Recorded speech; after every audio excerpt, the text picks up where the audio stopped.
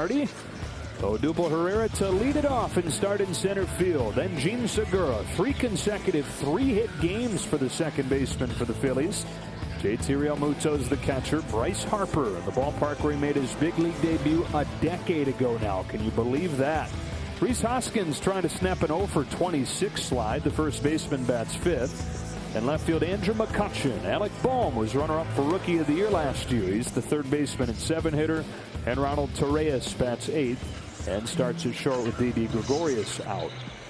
So Tony Gonsolin, who made his season debut at Pittsburgh last week, career-high 5 walks. He only went 1 2/3. And out of those 66 pitches, only 18 of them were in the strike zone. Yeah, he's going to try and get his total arsenal going today. The 4-seamer is going to stay near the top of the strike zone, and you can see the off-speed stuff, especially that splitter down the middle.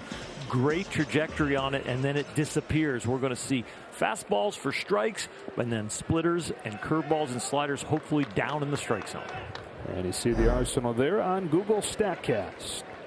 Dodgers winners of 5 of their last 6, 39 and 26 overall, and off we go with a first pitch fastball fouled off and strike 1. Dodgers begin the night a game back of the Giants, 2 games ahead of the Padres. Well, the Phillies have won 4 in a row. They're within 3 games of the Mets in the East.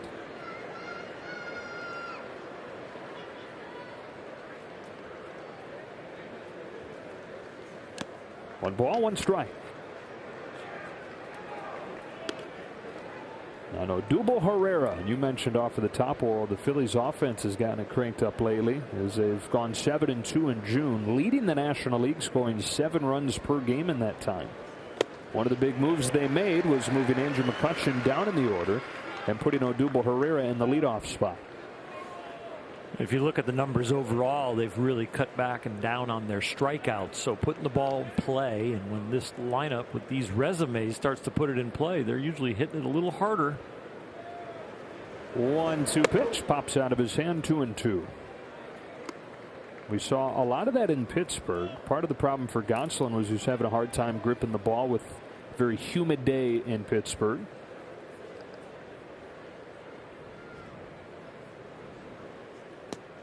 Count goes full on Herrera. Depending on what your weather situation is, humidity or cold or rainy, whatever it is, you've got to learn to work the rosin bag. You've got to learn to rub the balls up the way you want them when you get them back from the umpire, not just throw the one he throws to you. Just low for ball 4. First batter of the game. Big swing call there from the home plate umpire Mike Estabrook, going the way of the Phillies. 5 walks in his first outing and an inning and 2/3 for Gonsolin. That's coming from a guy that the year before only walked 7 in close to 50 innings. So 7 walks last year, 6 walks in 1 2/3 this year. Leadoff man on, and here's one of the hottest hitters in the National League, Gene Segura. 3 consecutive 3-hit games and multiple RBIs in all 3 of those. That includes producing the walk-off hit in back-to-back games. I wouldn't have guessed this, Oral, but Gene Segura leads the majors in 3-hit games over the last 6 seasons. Having his best season in a Phillies uniform in his 3rd year in Philadelphia. On an 0-1 pitch, fouls it off, and it's 0-2.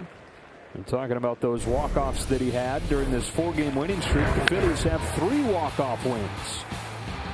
That was a powerful swing right there, and this Phillies team has played much better at home. They're in the old-style uniform, getting that walk-off.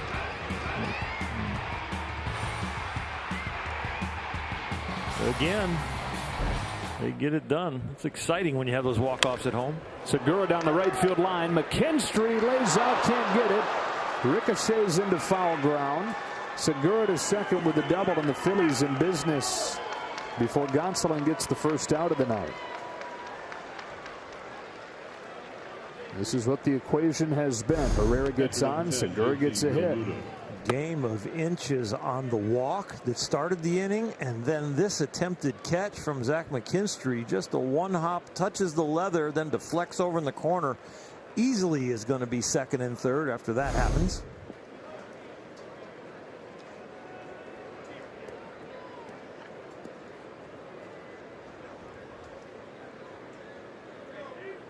And now you've got to deal with JT Realmuto, one of the most well-rounded players in baseball. And this winter signed the largest deal for a free agent catcher ever. 5 years, $115 million. And the Phillies feel like he's worth every penny. I think the consensus across the game is that he's worth every penny. Takes ball one from Gonsolin, and he's followed that up by producing his best year. 4th in the league in on-base percentage. So good defensively. Quietly such a good base runner as well. And facing the Dodger team that he's always hit well against.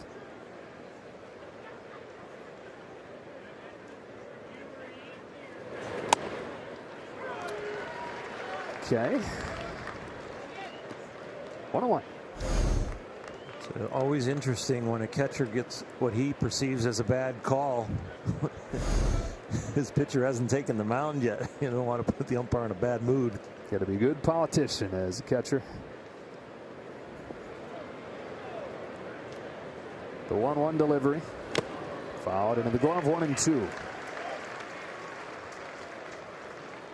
Realmuto, a 2-time All-Star, formerly of the Miami Marlins. They acquired him in a trade before 2019. Gold Glove, Silver Slugger in his first season with the Phillies. Career high OPS last year in the shortened season. Choking up here with 2 strikes. And striking out on a splitter.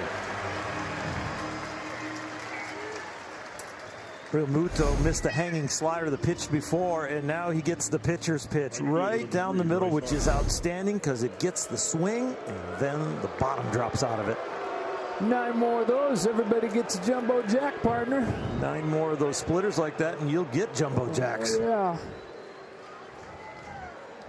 Second and third one gone, and the hitter is Bryce Harper, who got off to a fantastic start this season. Was hitting .320, had an OPS above 1,000, and then got hit in the face with a 97-mile-per-hour fastball. It ricocheted off his face, hit his back forearm, wrist area, and he's not been the same since.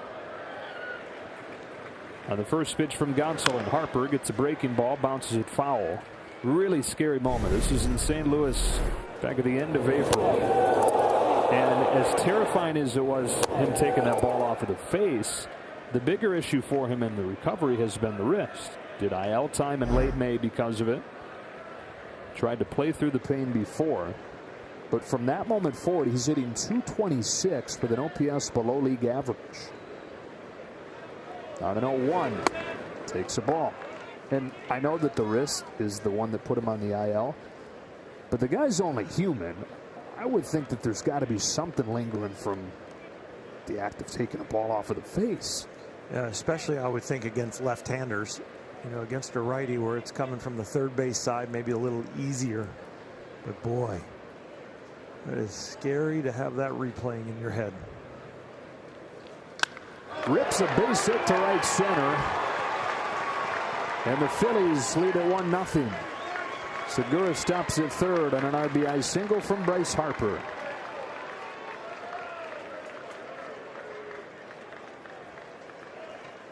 First baseman, number 17, Reese Hoskins.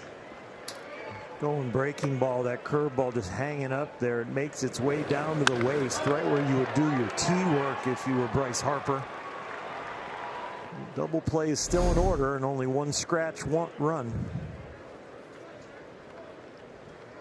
Phillies waste no time continuing what they did on their recent homestand. And now Reese Hoskins, 0 for his last 26.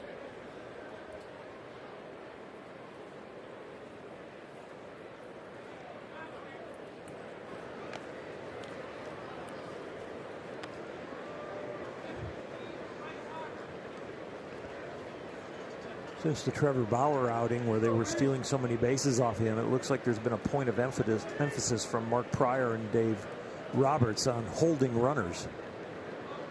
We've seen a lot more pickoffs than we've ever seen. Hoskins pops the first pitch up into center field, and Mookie Betts is playing today. Calls off Taylor. Not deep enough to get the job done. 2 gone.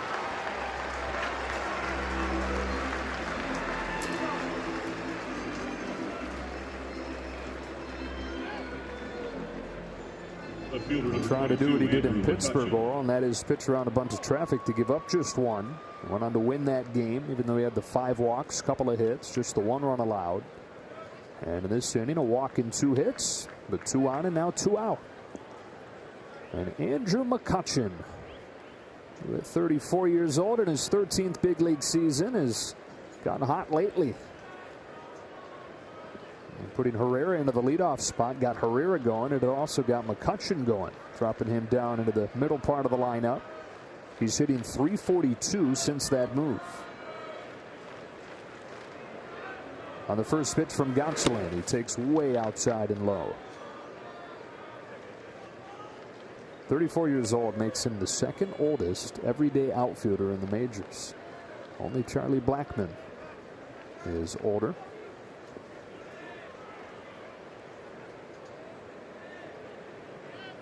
Former Pirate, former Giant, former Yankee for a short time. Ahead 2-0. Tony Gonsolin with 11 strikes out of the 19 pitches. I was encouraged that he got in the strike zone there as that jam started to mount. Got away with a hanging breaking ball and then struck out Real Muto. But then the hanging curveball to Bryce Harper has hurt him. Still got a way to get out of this. Only 1 run. Fastball with a lot of life there. 2 balls, 1 strike. That pitch, Tony Gonsolin's fastball, was the #1 pitch in the National League last year by Fangraphs pitch values.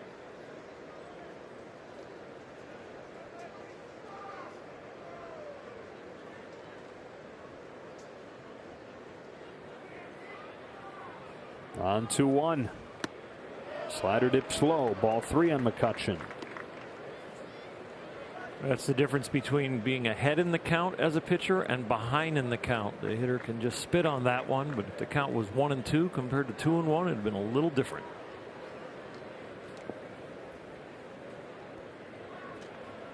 First and third, 2 gone, and a 3-1 pitch. McCutcheon fouls it off 3-2.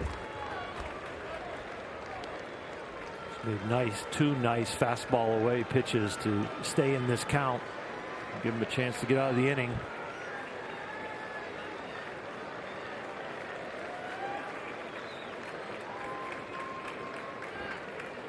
A walk and 2 hits in the inning. It's the hardest jam you'll face in a game is the jam in the first inning because you don't have your legs under you yet.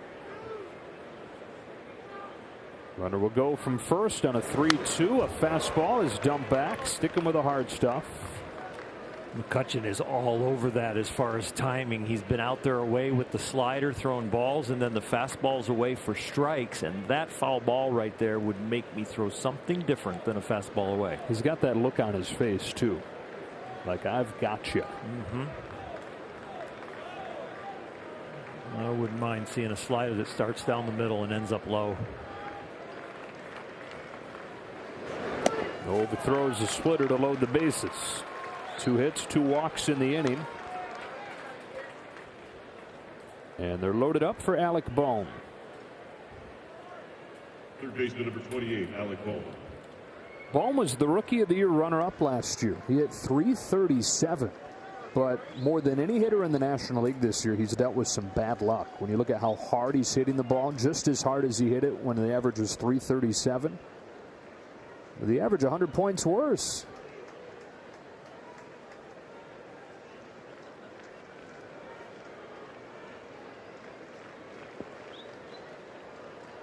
Bases loaded, first inning. Gonsolin to Bohm with ball 1. Eerily similar to the start in Pittsburgh. 25 pitches. He ended up with 66 in his first outing in just an inning and 2/3.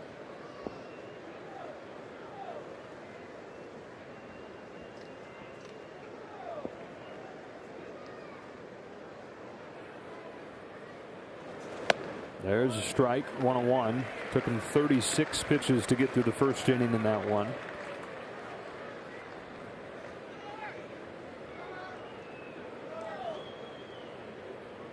This is the way last night's game ended.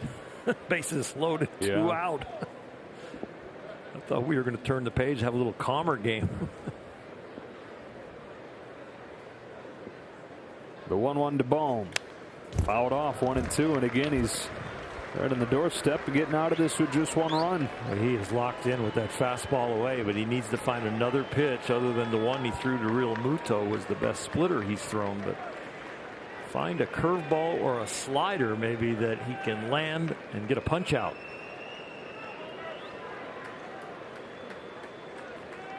The 24-year-old Alec Bohm. Bases loaded, 2 gone. 1-2 pitch. Slider taken for a ball. It's 2-2. It's a really good pitch, but he's got to get it started as a strike. Really, that's the difference between a double-A hitter, a triple-A hitter, and then the big league hitter. The big league hitter is probably going to spit on that. The double-A and triple-A hitters, they're going to bite at that.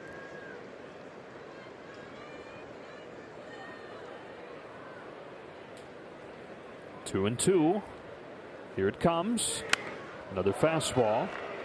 Now, Bohm has actually been pretty good against off-speed stuff this year, but below 200 against fastballs, especially bad against low fastballs, which is where Gonsolin has gone a few times.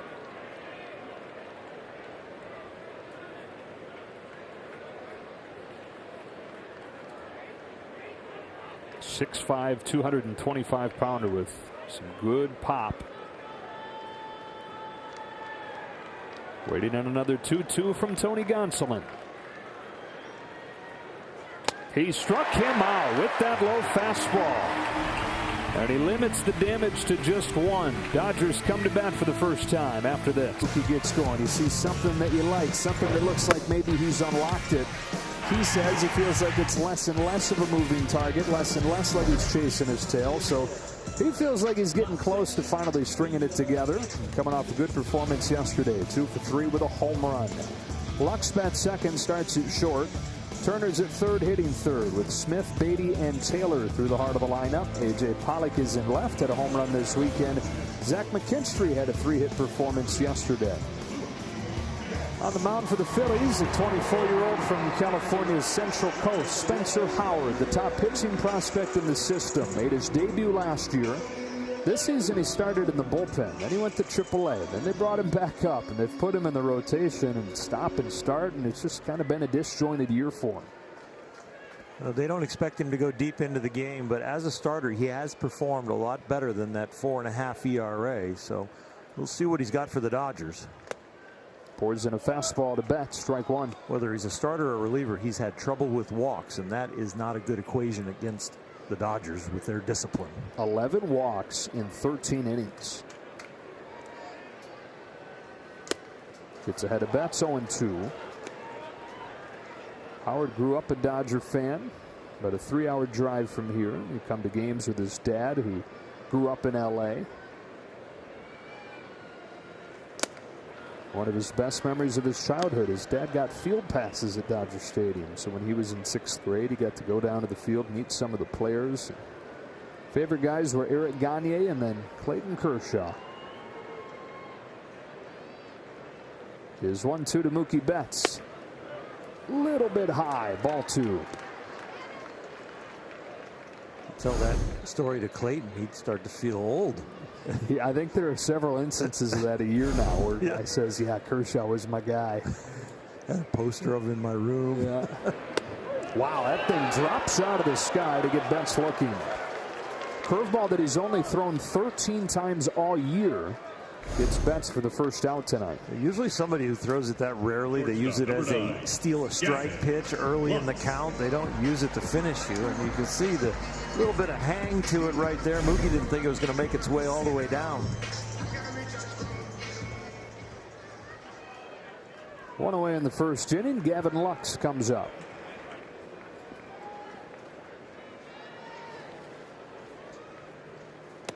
Two for 4 with a double yesterday to start the scoring. Back-to-back multi-hit games.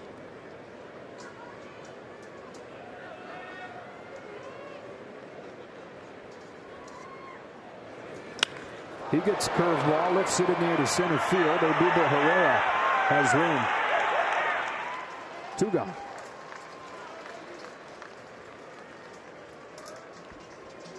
It's been 9 days since Spencer Howard last pitched. He got an extra bullpen session between starts. And perhaps that curveball is something that he found, and an emphasis coming in here. I've already seen a couple of them.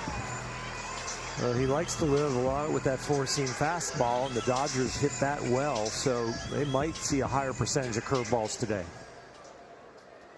Turner had yesterday off. Comes in hitting above 400 over the last week, though. First one from Howard is in there, strike one. Hitting .417 over his last 6 games with 3 home runs. We have never thought of Justin Turner as a streaky hitter, but this year with the early production and then a little slump, he is back to being streaky right here this year, but normally one of the most consistent hitters around. It's into the calendar month that he normally is at his best.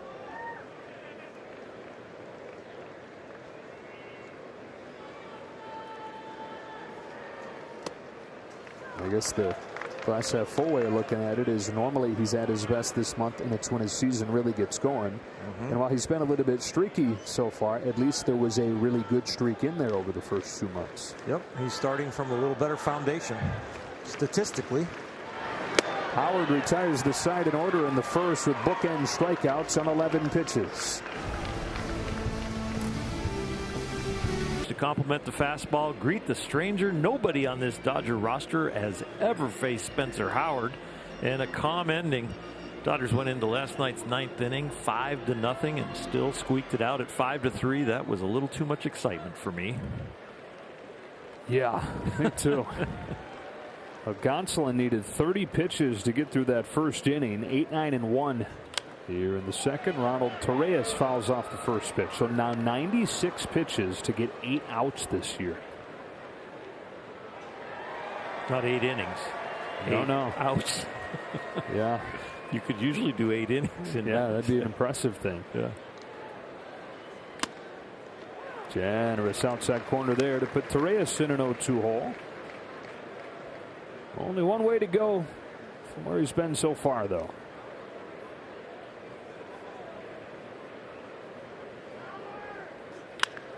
Grounded to short. Gavin Lux gathers, throws, got him.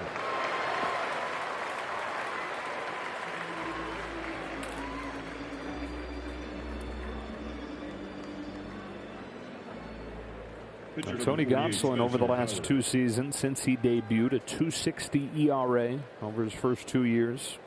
11 games in 2019, 9 games last year. That placed him in the top 5 in the National League. A little bit high with the first pitch to Spencer Howard. Last year was a difficult one for Tony in that he was back and forth from the alternate site in the big leagues 3 times over the first month. This is a shot over McKinstry. Can't get it. And Spencer Howard's fan club in attendance making a lot of noise. He gets a 1-2-3 first inning on the mound and now bangs a hit to right. First one of his career. Number 37, He will get the ball over the Philly bench, and that will be a souvenir for life. With his family here, somebody's father, his mother might end up getting that ball later tonight. You're right, he backspun this ball. And they were playing in shallow, and that twist and turn McKinstry. There's the family section. Making themselves heard. Second time through the order, Odubel Herrera.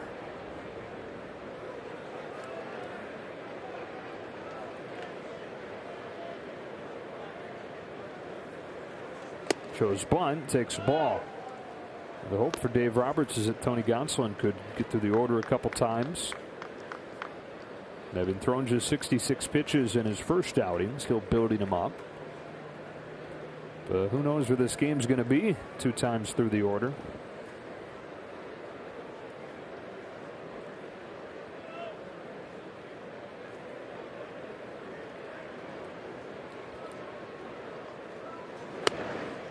There's a strike, 1-1.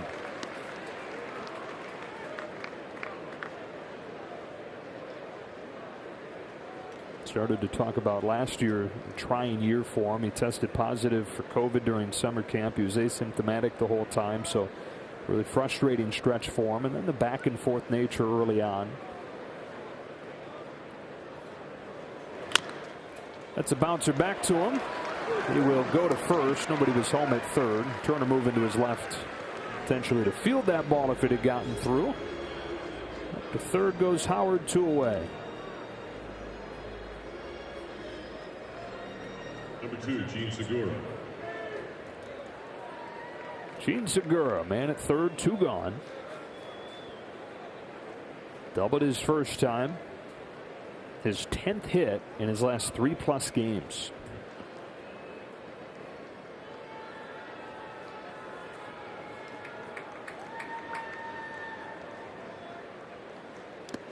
Good stop by Will Smith. Sure was.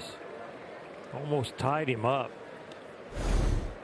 Gets over there and gets almost blocked by his shin guard. He was down on one knee, and that right knee almost got in the way of getting the glove there in time.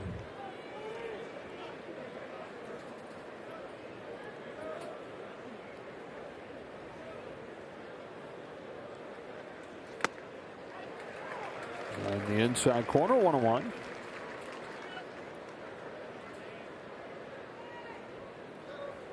You're in your pitching coach, catcher, pitcher meeting, and this is the guy you're going, oh, he's coming in hot. Here's how we're going to attack him. And then you face him in this situation. Bear down.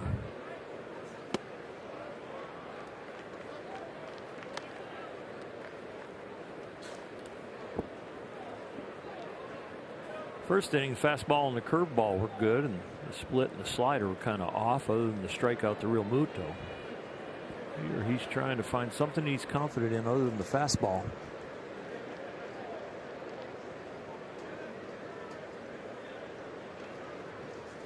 Back to the fastball. It's foul, and it's 2-2. Now Gene Segura, who is one of the hardest players in the league to strike out. Elite in that regard. Last 2 full seasons. Last year took a step back. How good he was with 2 strikes, but he's there again. Up at the top of the leaderboards. 31-year-old 2-time All-Star with a man at third and 2 gone. Watches a breaking ball miss. Full count.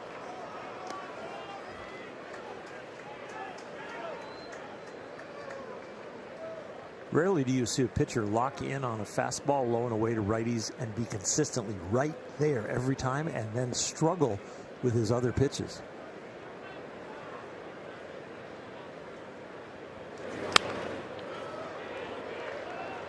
Sticking with it. Nice catch by a Phillies fan. A Ryan Howard jersey.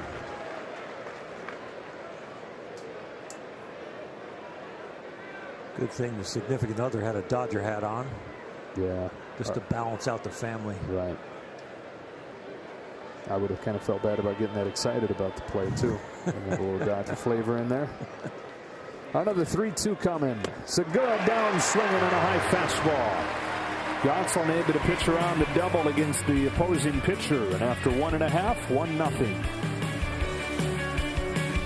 Triple bacon cheesy jack combo is here. Only at Jack in the Box. Phillies 1, Dodgers 0 to the bottom of the second. Dodger Stadium's returning to full capacity tomorrow, and bobbleheads are back. Be one of the first 25,000 fans here and receive a Justin Turner bobblehead presented by Spectrum. To see the full promotional calendar and to get your tickets, visit Dodgers.com/tickets. Hours away, Joe. Yeah, it's here. Hours away. It's almost here.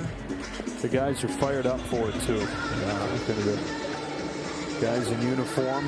Gavin Lux talked about his first game as a big leaguer here in 2019. He said, yeah, I remember walking to the plate and looking up at the wall of people and saying, whoa, that is a lot of people. So Gavin and the Dodgers all excited to be able to look up and say that again. You talk about a renewed sense of energy and commitment and adrenaline, easy to find. 56,000 people will do that for you. You made the point during the pregame show. They're calling it reopening day. If the Dodgers win tonight and the Giants lose, they'd be dead even, adding to the reopening day theme. That would be great. It's going to be great either way. They're either going to be maybe 1 or 2 games back, or they're going to be dead even. Will Smith to lead off the Dodger half of the second. Beatty and Taylor to follow.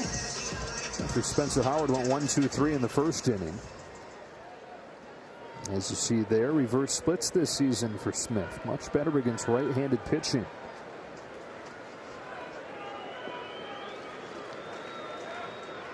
First one from Howard is overthrown, ball 1. That's something you can say about just about everybody in the Dodger lineup. Much better against right-handed pitching. This is probably going to be a short outing for Spencer Howard. You touched on the fact that he's not gone more than 4 innings in a game. They have a left-hander named Bailey Falter called up, and word is that he will piggyback Howard, giving him a much different look, not just a left-hander, but much different repertoire. Essentially putting 2 guys together to make 1 fifth starter. There's that curveball, and it's 1-2. As teams develop that pattern and you do your pre-scouting meetings coming into a series, you know that Dave Roberts and the staff are ready for that.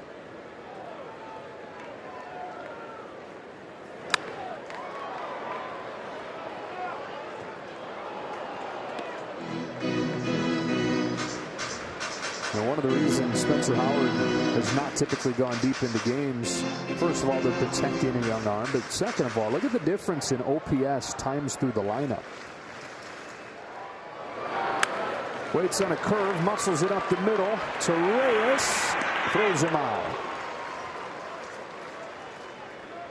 Yeah, so first time through, the OPS below 400. That is worst of worst. Second time through above 800, that's getting into all-star territory for the hitters. It makes hitters look like they don't belong in the big leagues. They make him look like he does. Yeah. He's retired the first 4 here tonight. Here's Matt Beatty.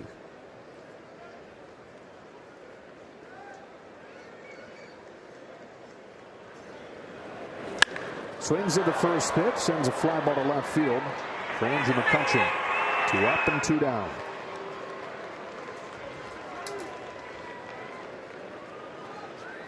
Five up, 5 down for Howard.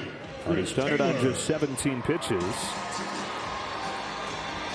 Second round draft pick out of Cal Poly in 2017. Ready to face Chris Taylor.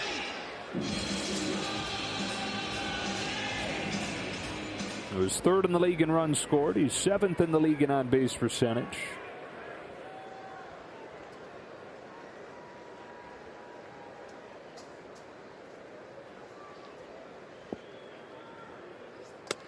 Take strike 1. Starting at second base again tonight. And commenting on how smooth he looked at second base yesterday. This is his 10th consecutive start at second.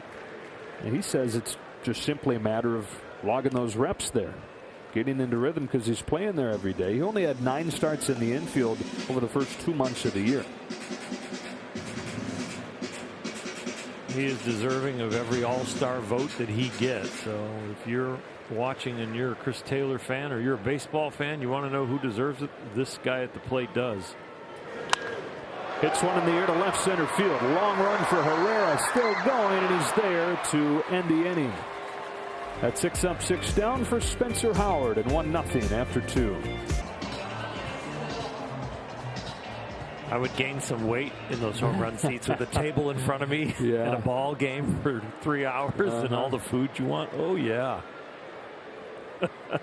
3, 4, and 5 for the Phillies here. I have to force myself to get up like every 2 innings and walk around a little bit. Yeah, walk it off or in the next hot dog. Yeah. JT Realmuto struck out his first time. Swings and misses here. No balls, 1 strike.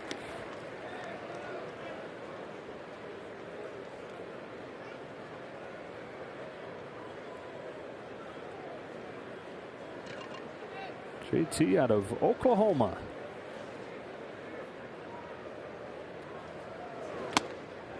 Slider that catches the corner, and it's 0-2. You see that Tony Gonsolin pitch count at 47. Last year he averaged 15 pitches an inning, which was 4th in the league. That's the difference that we're seeing so far this year compared to what we saw last year. He can live in the strike zone with his stuff. The fastball has been excellent tonight. It's just really the slider has been the pitch. That last pitch we saw, he's starting it right on the corner and going off, and hitters are just not offering at it. He needs to start it down the middle and go to the corner. Realmuto sends a high fly ball to center field. Betts drifting back. He's got it, 1 away.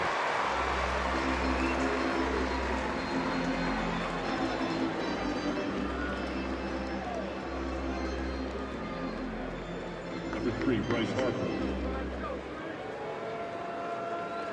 Here's Harper. Drove in the Phillies' run in the first inning.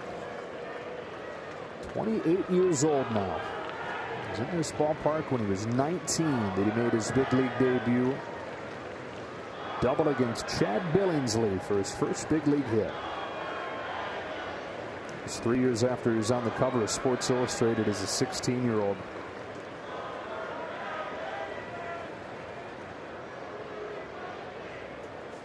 Got his GED after his sophomore year of high school, enrolled at the College of Southern Nevada so he could be draft eligible a year earlier, and proceeded to hit 31 homers, driving 98 runs in 31 games as a 17-year-old playing junior college ball and playing catcher at the time. Nice splitter there. 1 ball, 1 strike on Harper. If you can see his old swing back then when he was that good against those youngsters, that he had a big hitch. He had a lot of movement in the lower half. It was a looser frame as he approached to swing. And he could do that because he was an elite talent playing against lesser competition. It's more right to the basics now. The bat is rested on the shoulder. The stance is like the hips and the shoulders are in this X forming position. And the stride is a lot shorter and more basic. And it's because he's now playing at a level where the guys are good enough to hit holes. And he had some holes in his swing, but boy, does he have a lot of power. Adapt or die. 2-1 pitch. Harper watches a fastball for a strike, 2-2. It comes back to fundamentals. But when you're growing up and you're an elite talent, you can do all kinds of fun stuff and still get it done. But all of a sudden, when the talent's at the next level, you got to smooth it out. And a 2-2 offering from Tony Gonsolin. He bounces it along first. There's Matt Beatty. Flips to Gonsolin for out number 2.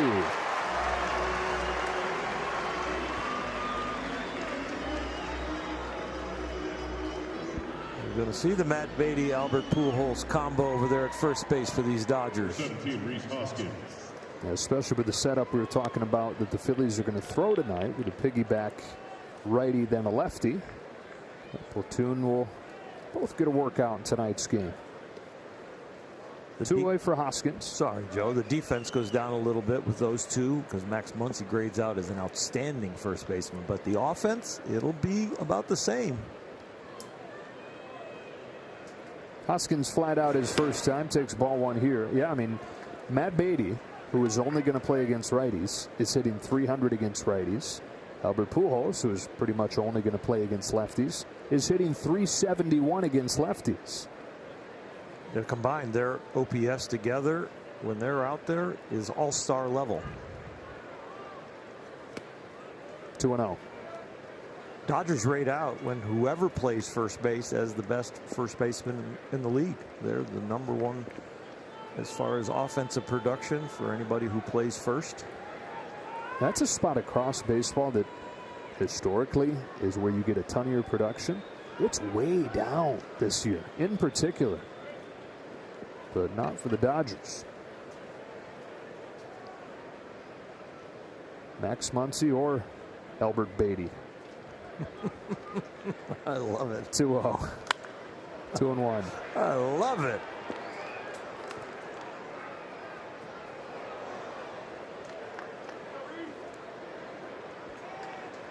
No disrespect, Albert. Or Matt. No, he'd like taking it. That's an honor. That is. He's thinking, can we go Matt Pujols? Yeah. Kind of like that.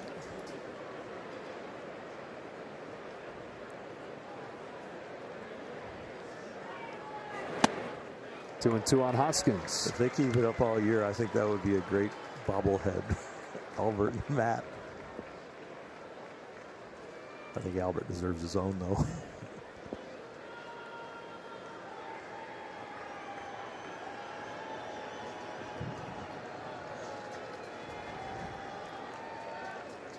Gonsolin's 2-2 pitch. Looking for a 1-2-3 inning here. And still somehow just one run against him.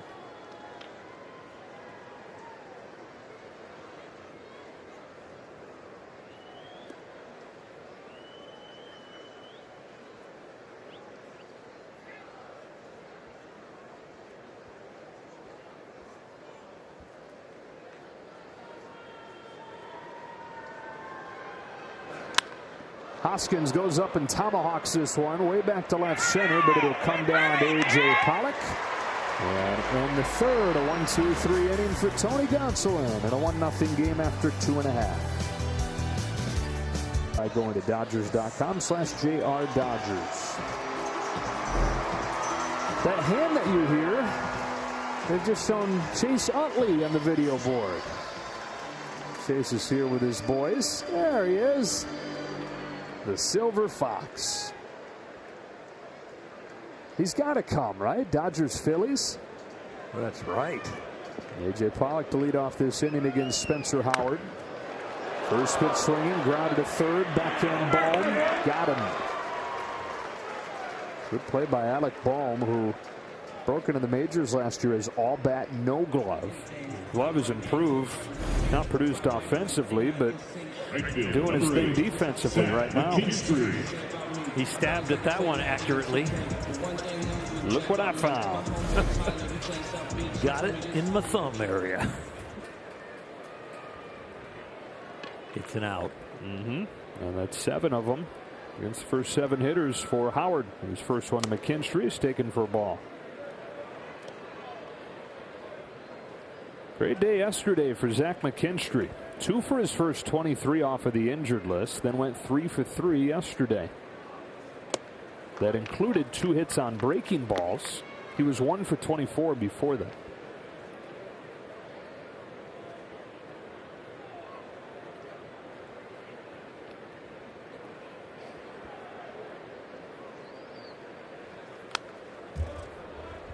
Nothing but fastballs from Howard, 1 and 2.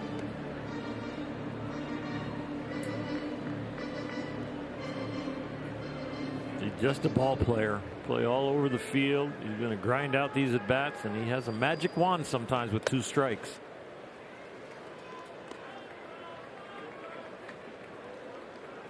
Sometimes you see some of his hits and you go, that's a weak hit, but it's like, but he gave himself a chance. Put it in play.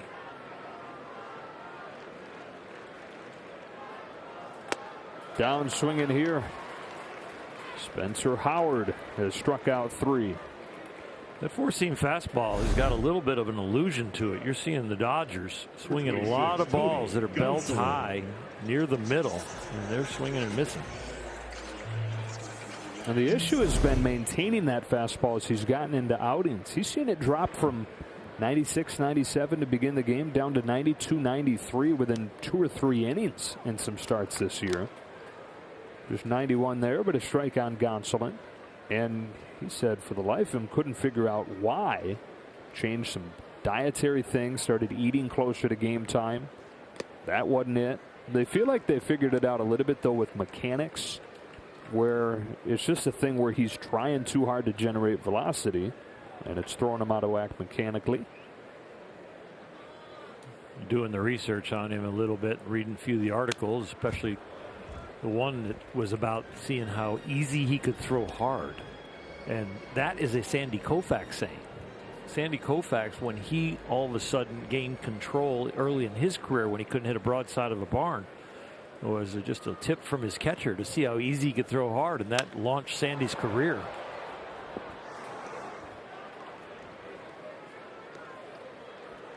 And then the most prominent guy right now that has talked about that is Jacob deGrom. Where he really took off was when he adopted that as kind of his mantra: throw hard, easy. Some guys have had to move the other way as far as they're a little too calm, too poised with their delivery, and they need a little more effort. I think of Julio Urias and his leg kick and how it really helped him when he got more aggressive and went only from the stretch. But others are the other way. Gonsolin bounces one to short to Reyes. That is 9 up, 9 down on 32 pitches for Spencer Howard, and that piggyback ride might come a little bit later tonight than they had expected. He said Tony was at the top with this haircut, but Joe Kelly, that is where some of the inspiration for his own mullet, mohawk type style really came in from. So that's one of the tips for the hairstyles of the team. Yeah, I see he's got pretty tight fade up there on the sides, huh? Still got the beard going, but clean-ish. They've got the beard kind of trimmed up to kind of see the separation between the mane and the beard. Right. Got it lined well. Yeah. I like it. If you get a W, the haircut stays. If not, we change the style. That is clean, man. Good luck, Tony G. Tony Gonsolin, whose nickname growing up was Goose. It was his older brother's nickname first, so Tony was Baby Goose. And why Goose? Well, his brother's high school coach said Gonsolin sounded like Gosselin, so Goose in honor of the Hall of Fame player Goose Gosselin, the Senators and the Tigers in the 1920s and 30s.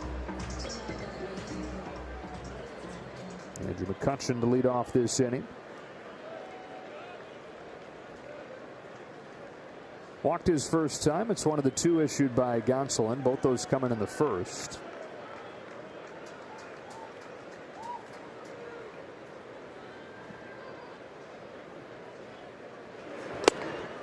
There's strike one with a fastball.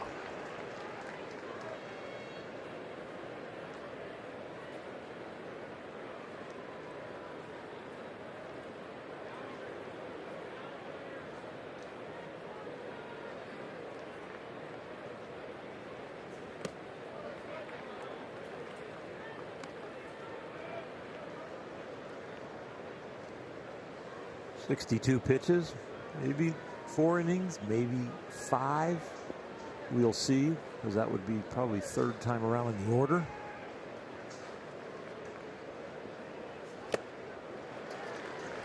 One and two. Gonsolin's retired 5 in a row since the double to the pitcher Howard. Very clearly that fastball, the pitch he's feeling best about tonight.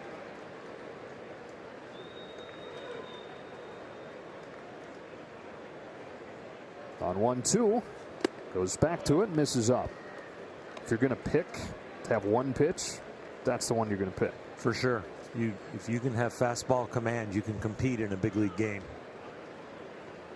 And if you find a breaking ball or an off-speed pitch every once in a while here and there, you can keep hitters off balance. Splitter's fouled off, and that's exactly what we're seeing him do, right? Compete in this game. He's not been great, a lot of traffic, but leaning on that one pitch that he's got with the occasional splitter mixed in there to give up just 1 through 3. Yeah, the fastball is about 80% strikes. He's just pounding the zone with it. The rest of his arsenal about 50-50.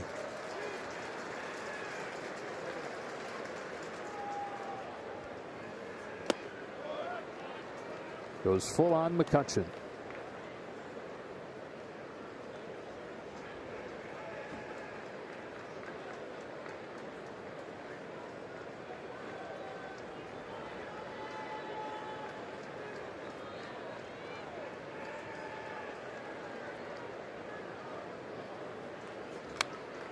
Fastball down the middle and foul.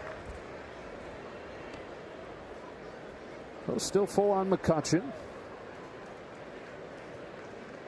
A year ago, the career low OPS. It still wasn't 100% though from the torn ACL that he suffered in 2019. Finally feeling right. Really starting to come on for Philadelphia. Another payoff pitch. Another foul ball.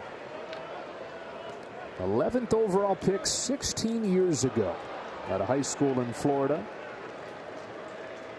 Debuted in 2009. He's an all-star 5 times. He was an MVP in 2013. 4 straight years where he was top 5 in MVP voting. And in that span, only Mike Trout was more valuable in terms of WAR. He earns a leadoff walk here.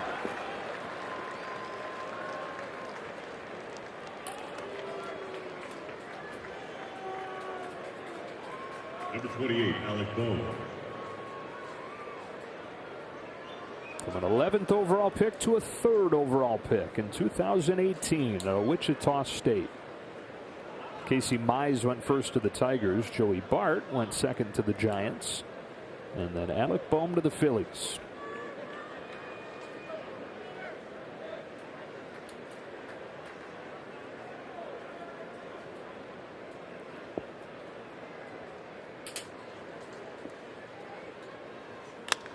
Lines the first pitch that he sees into center field, and the first 2 have reached here in the 4th.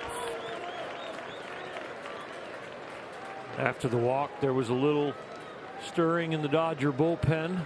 Number 74, Ronald Correa. David Price is up now. You could see them maybe going with a visit here, depending on when they're thinking about bringing David in for the matchup that they want. I've got the 8-hitter Torreyes here, then the pitcher. But back at the top of the order, Herrera, a left-handed hitter. It would make sense in a couple ways, that being the 3rd time through the lineup and a lefty for Price.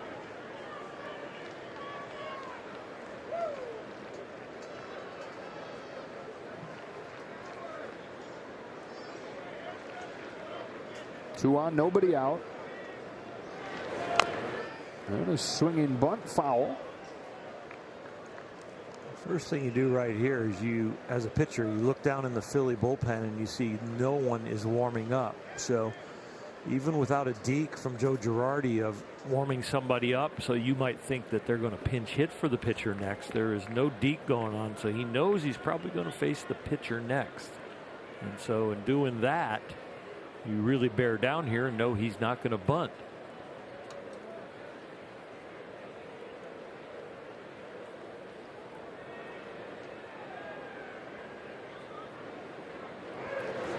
Over his head, 1-1. It was going to be the best slider he's ever thrown in his life. And it just slipped out. Good job by Will Smith catching that, because that's about the last place you expect that one. You're thinking more low and away, block it. You're not thinking up and in and over the hitter's head.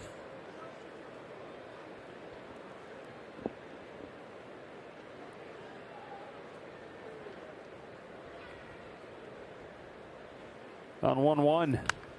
Finds it with a fastball, 1-2. There's definitely a path to get out of this jam, even though there's no outs. That's where we are in the order in this count.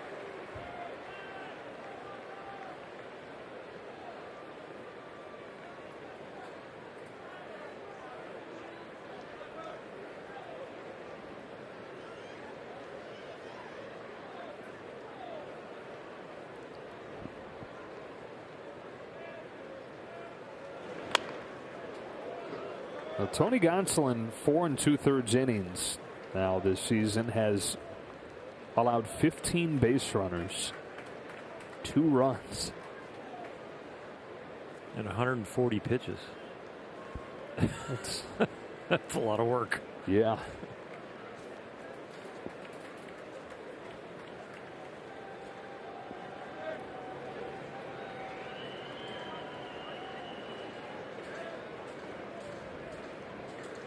Another 1-2 pitch to Torreyes.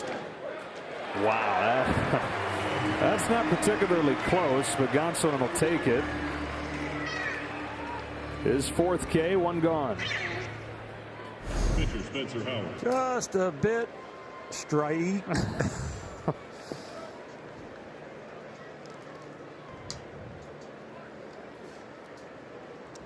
It was right on the white. It was the batter's box chalk. Yeah.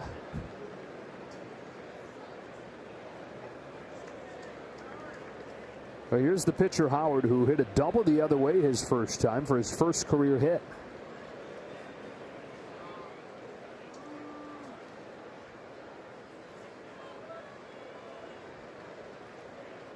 Got an eruption from his family section, making the trip from Templeton, California.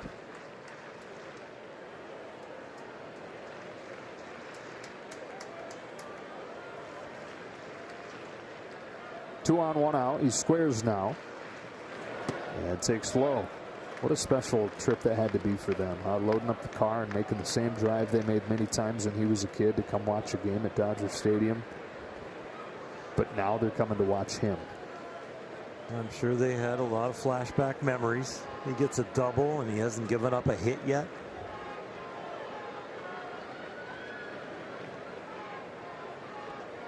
Trying to move him up. 2-0.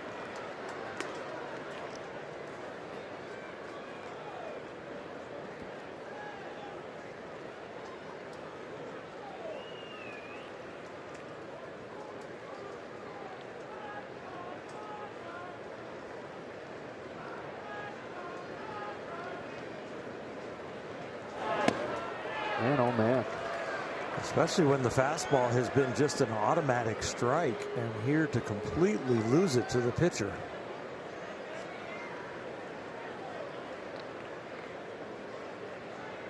And when the pitcher squares around to bunt early like that, it can be a distraction, but you just kind of have to glance through it and soft focus the hitter and concentrate on the glove. 3-1.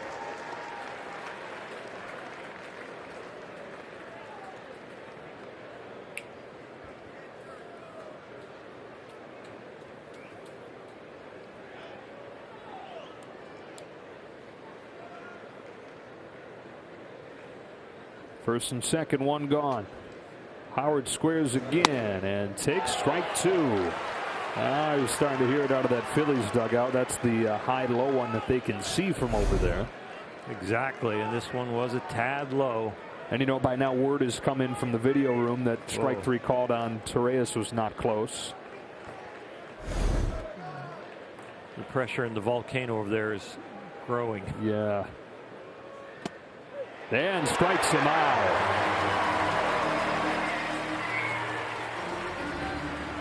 Close to an eruption, and you wouldn't blame him.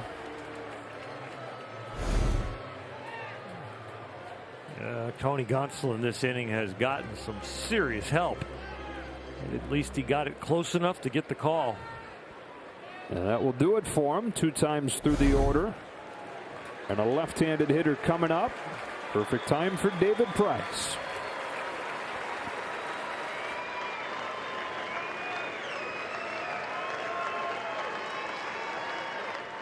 This game is still in the balance with the 1-0, and it's up to David Price to hold him right there. Usually David starts his own innings fresh. He's only inherited 3 runners this year, and only 1 has scored. And right here with 2 outs and first and second, a left-on-left situation. Good time for Dave Roberts to deploy him for Odubel Herrera, hitting .364 since moving into the leadoff spot at the beginning of this month. Walked and scored the Phillies run in the first inning, grounded out in the second. He's got McCutchen at second and Bohm at first.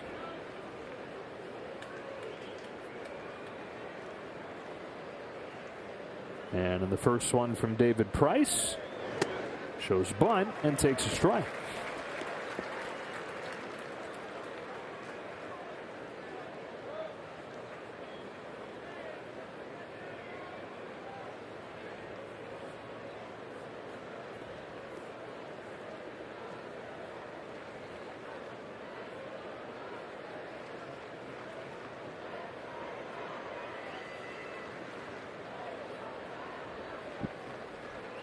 The 0-1. Strike 2. A strikeout for Tony Gonsolin of Spencer Howard was the Dodgers' 5th. 5 more, and everybody gets a jumbo jack tomorrow. Price may be looking for number 6 right here. Quickly ahead of Herrera, 0-2. Fastball and then the slider. See what he goes with here.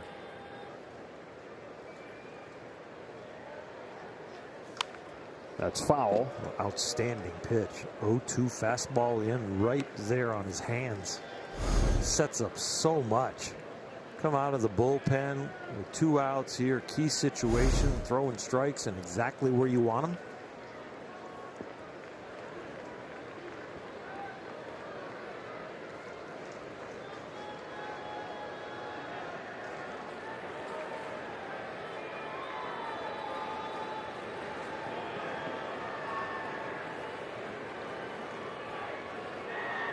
Two again. Outside ball 1. How can that not be a strike? But be honest, you kind of held your breath and waited, didn't you? I did. I thought it was actually going to get rung up.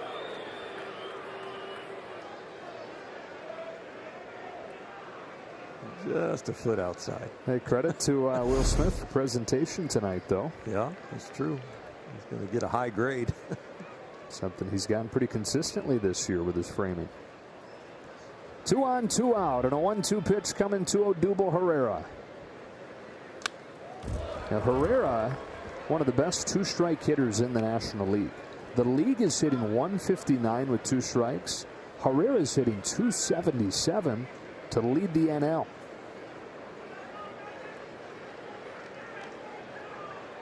David throwing him all fastballs and 1 breaking ball. The slider on the second pitch to go 0-2. What do you think about throwing a slider low and away, making it look like fastball away, and then walking him off the plate? And that is the pitch that's been the weakness for Herrera this year. McCutchen at second, Bohm at first. Another 1-2 coming. That's bounced gently to second. Taylor charges off the palm of his glove. And the runner crossing his face made it a little bit more than ordinary. It's an error on Taylor, and the bases are loaded for Segura. 2 challenges on this play. A speedy runner, and then the runner between first and second. And the third challenge is where that ball was on the hop. Just kind of waist high. Which way do I turn the glove? I'll keep it this way. And it just kind of jams him on the heel of the glove. He was going to have to make a quick exchange. Alec Bohm, like a hockey defenseman, setting up in front of the goalie there. So Segura, who has 3 straight 3-hit games, has the bases loaded here with 2 gone in the 4th. Lefty righty now for Price. In there, strike 1. Oh, you just appreciate the strike throwing ability of David Price right here.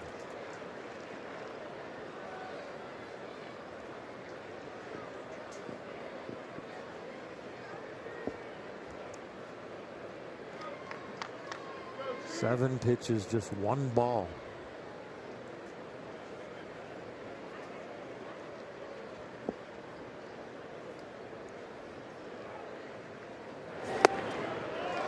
A little bit up, 1-1. Almost got him to offer, just teased him a little bit. Got a check swing out of it.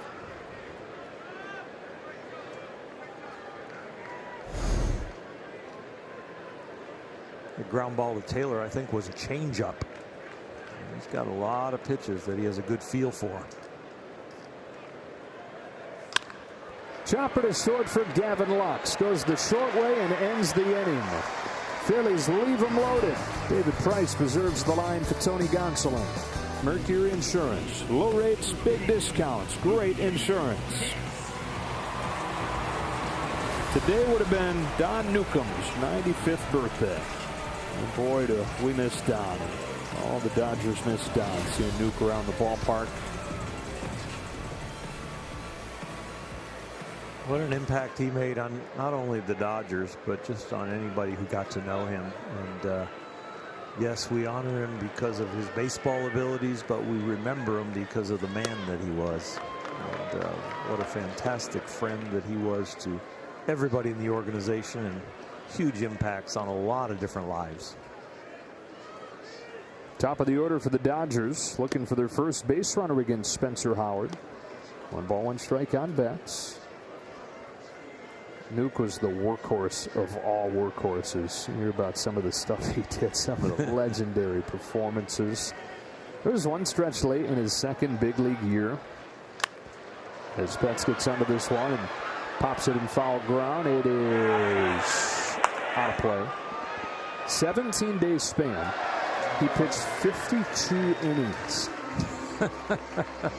That was capped by starting both ends of a doubleheader against these Phillies.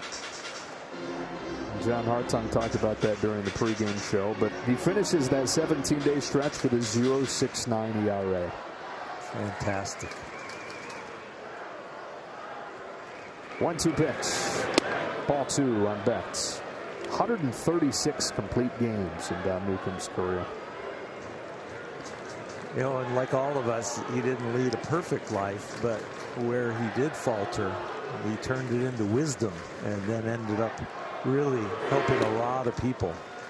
And so his demeanor, his calming spirit, his words of wisdom were passed on through the generations of Dodger players and Dodger management. Full count on Betts, leading off this fourth. Howard comes home, and Betts watches. Ball 4. First base runner of the game for the Dodgers, Mookie Betts with the leadoff walk. Joe Girardi and the Phillies not too pleased. Somebody's going to get tossed tonight, aren't they? I think it's going to be in a red uniform. The way it's going. It would take a lot of bad calls against the Dodgers now to kind of even this up, so I think it's going to be on the Phillies side. Mike Estabrook, 44-year-old out of Florida, home plate umpire tonight. So Betts aboard. Here's Gavin Lux. Fouls off a first pitch fastball. Fly to center his first time. Gavin talked before the game today about how big a deal it's been for him to have that long leash this year, to know that he can go out there and is going to have a chance to play every day compared to what it was his first 2 seasons.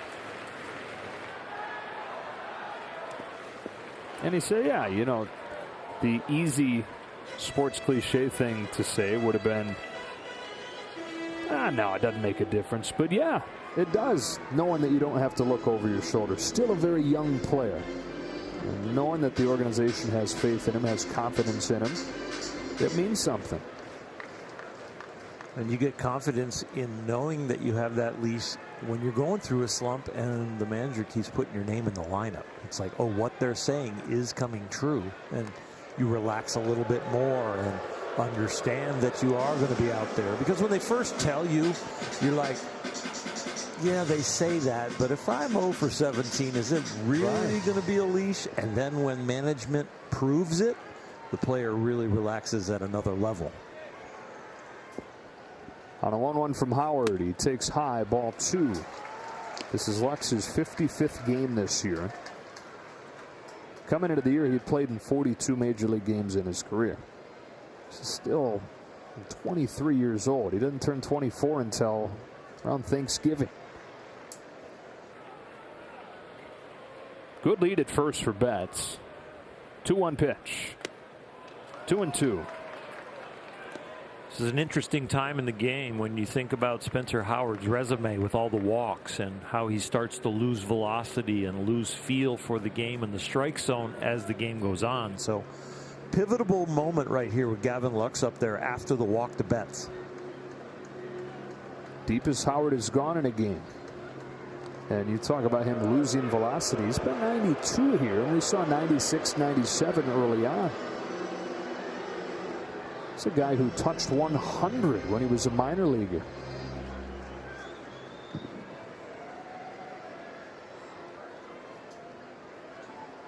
And this might be the moment that the Dodger lineup needs to capitalize before they would switch it up. On a 2-2, Lux bounces one left side. Torreyes goes to second, 1. Lux flies, and he's aboard on a fielder's choice.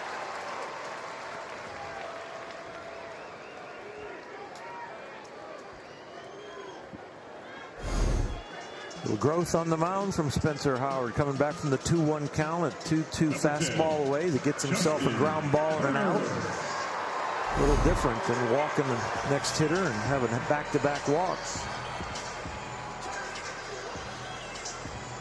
1-on-1 out for Turner.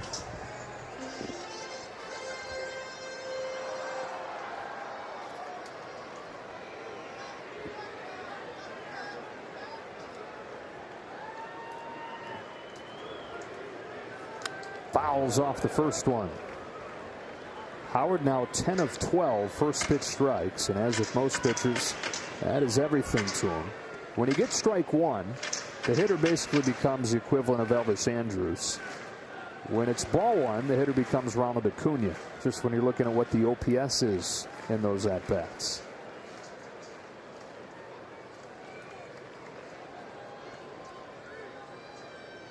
On an 0-1, Turner watches a breaker miss, ball one. It's pretty much been all fastballs and curveballs coming in. And if you're sitting on one or the other, I would think that JT's sitting on the fastball. 100% first pitch fastballs from Spencer Howard.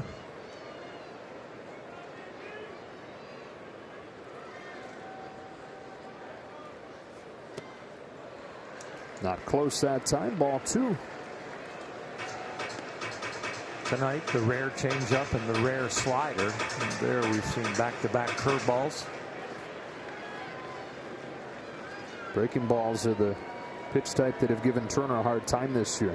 He's above 300 against hard stuff. He's above 400 against changeups.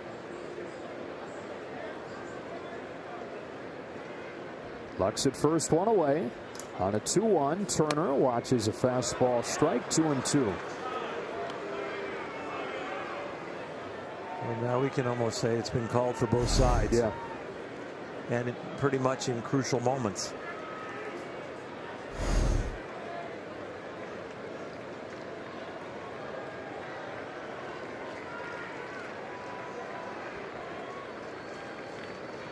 Howard to Turner with a 2-2. Fastball poked down the line. Foul.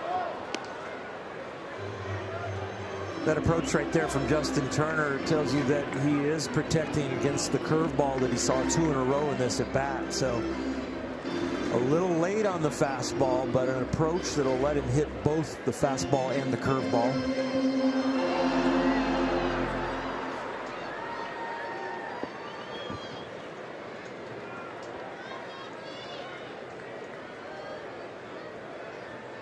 Another 2-2. Tries to lay off and does. 3 balls, 2 strikes. A lot of action from the body, but the bat didn't go a long way. Well, maybe it did.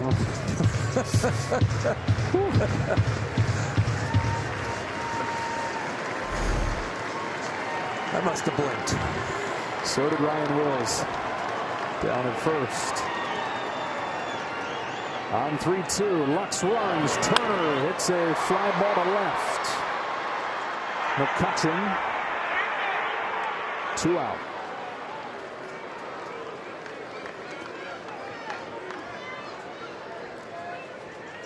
All right, so you pointed out 12 hitters, 12 first pitch fastballs, 10 of them for strikes. Does Will Smith cut loose, thinking he's going to get one? You know, Will Smith feasts on the high pitch, and he has tried to live with that waist-high fastball, so we'll see right here if he all of a sudden gets aggressive. Will has struggled a little bit with the pitch down this year, but the pitch up, he can hammer.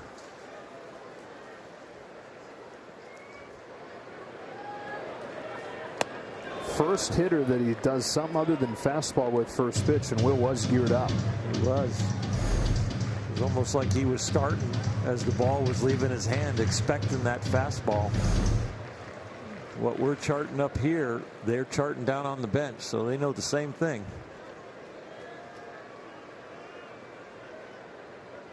A ground out to short his first time. They're still looking for their first hit against Howard. On this 0-1, that's a fastball away. 1 ball, 1 strike.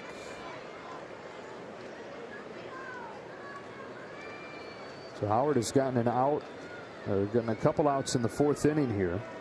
He's getting to where, in terms of innings, he normally ends, but 68 pitches he's done. So still some left in the tank there. Falls behind Smith, 2-1.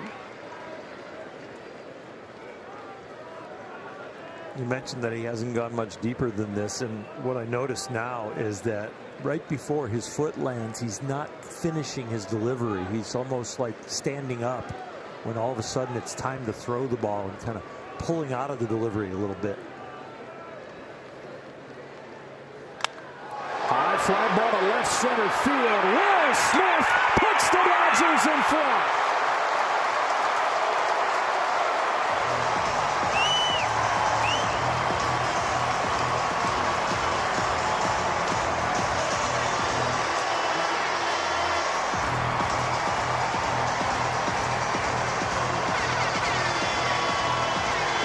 First hit of the game for the Dodgers is Will Smith's 7th home run, and just like that, they lead 2-1. Side high, leap to the inner half, and he doesn't miss it. He missed the first pitch curveball, which was a surprise, but he didn't miss that fastball.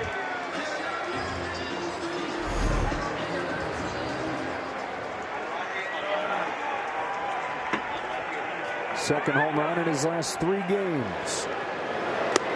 A strike on Beatty.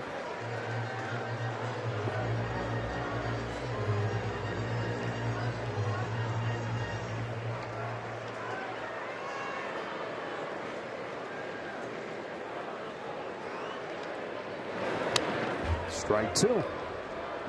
Howard over the first 3 innings averaged less than 10 pitches per. This would be his 25th of his 4th. There's no rest for the weary when you're the catcher. You hit the home run, and right away the pitching coach comes over to you and goes over the lineup, and this is what we got, big guy. We got 3, 4, and 5 coming up. Lock back in. Yeah. Mookie Betts, if he hits a home run right there, he's just still high-fiving and smiling with the other regulars. A catcher, get your equipment on, and here we got to go into the mental stuff. And with Will's personality, that'll never be a problem.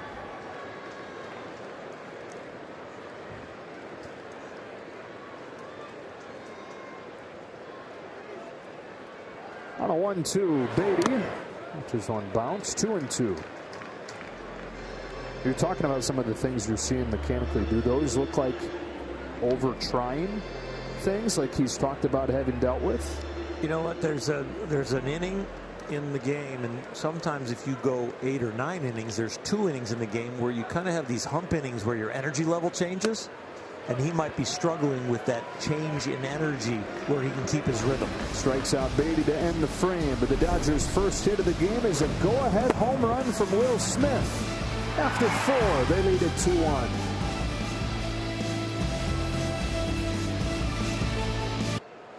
Realmuto's 0 for 2 today.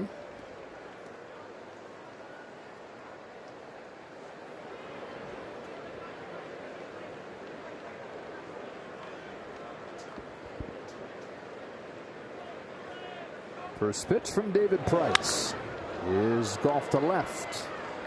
No big deal for Pollock. 1 pitch, 1 out.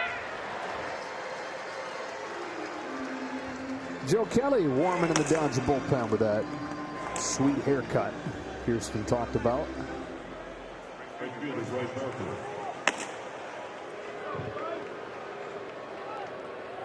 And now Price faces Harper.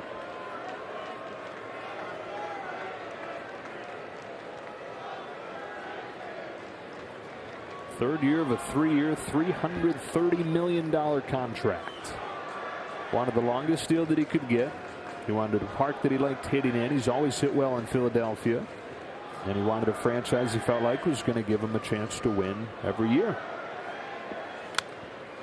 Now, that last part has not been the case so far. Would you believe that the Phillies have the 2nd longest postseason drought in baseball?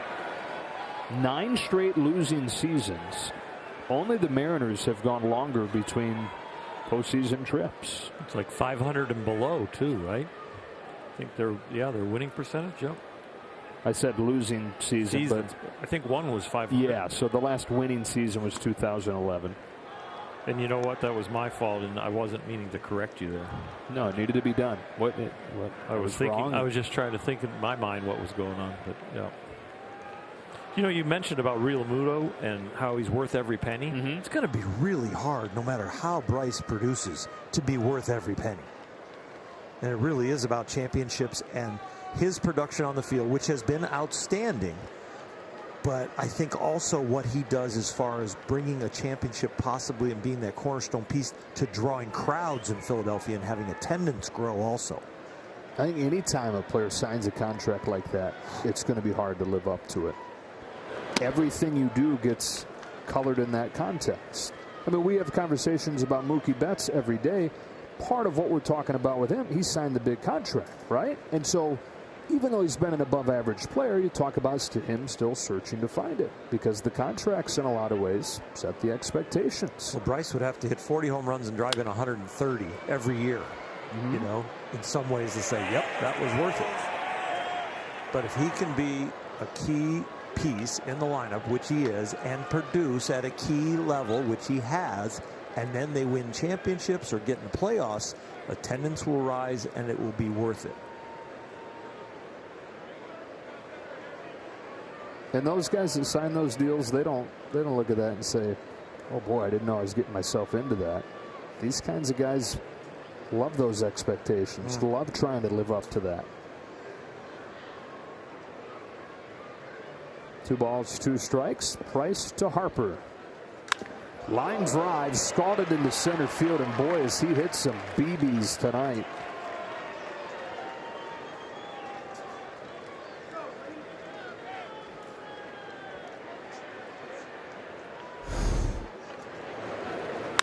Fastball, and I'm glad it was that high, and I'm glad it's a single, and we're watching David Price still standing, but this one is hard to react to when it's right back at you. Yeah, the RBI single in the first inning, that was 103. That was 106. And that is it for David Price with the right-handed batting Hoskins coming up. Joe Kelly coming in a 2-1 game.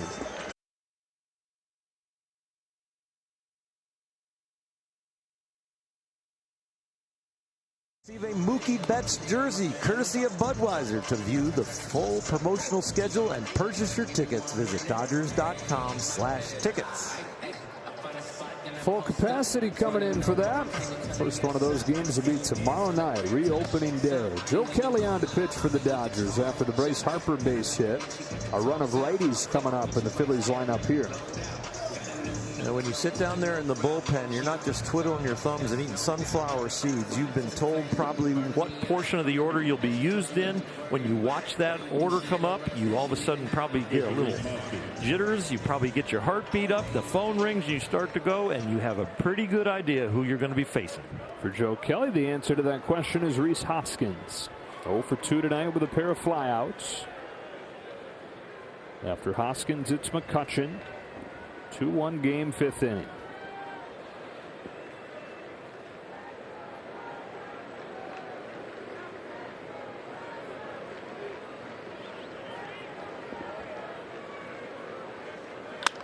First pitch swinging, grounded to short. Locke shuffles to his right to get there. 6-4-3, a thing of beauty. And on one pitch, he gets 2.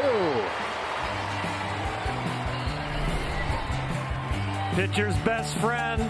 6-4-3. They get it done. They took the lead. They shut him down. Kentucky native give the Dodgers the lead. Will Smith with a 2-run home run. The only hit of the game for the Dodgers so far. It's been enough.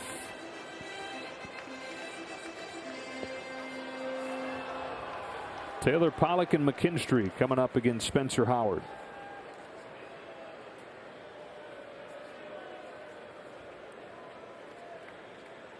.32 pitches over the first 3 innings for Howard. 27 pitches in the 4th. And action down in the bullpen.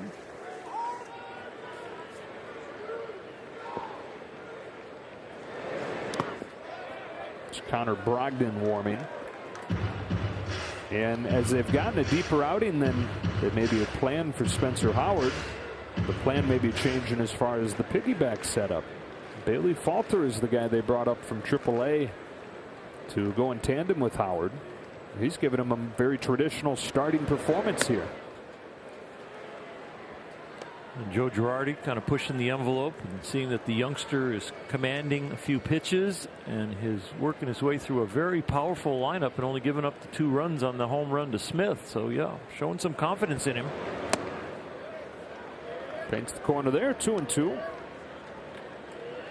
Out of Cal Poly, where he walked on and then barely made the team. Just throwing mid-80s out of high school. Didn't even start for Cal Poly until he was a junior. His fastball jumped up into the 90s. It was a 2nd-round pick.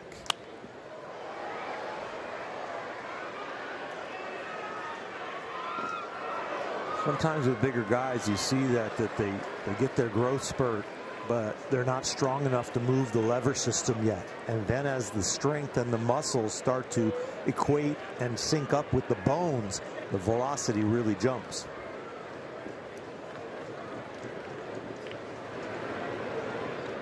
Taylor will fly to center his first time. It's a grounder foul here. Stays 2-2. It's a fine line for Joe Girardi of getting the kid up the tunnel, feeling good about his outing and building his confidence, and trying to win a baseball game. And I got a guy on the mound, I like the way he's throwing the ball. 7 pitch coming to Chris Taylor.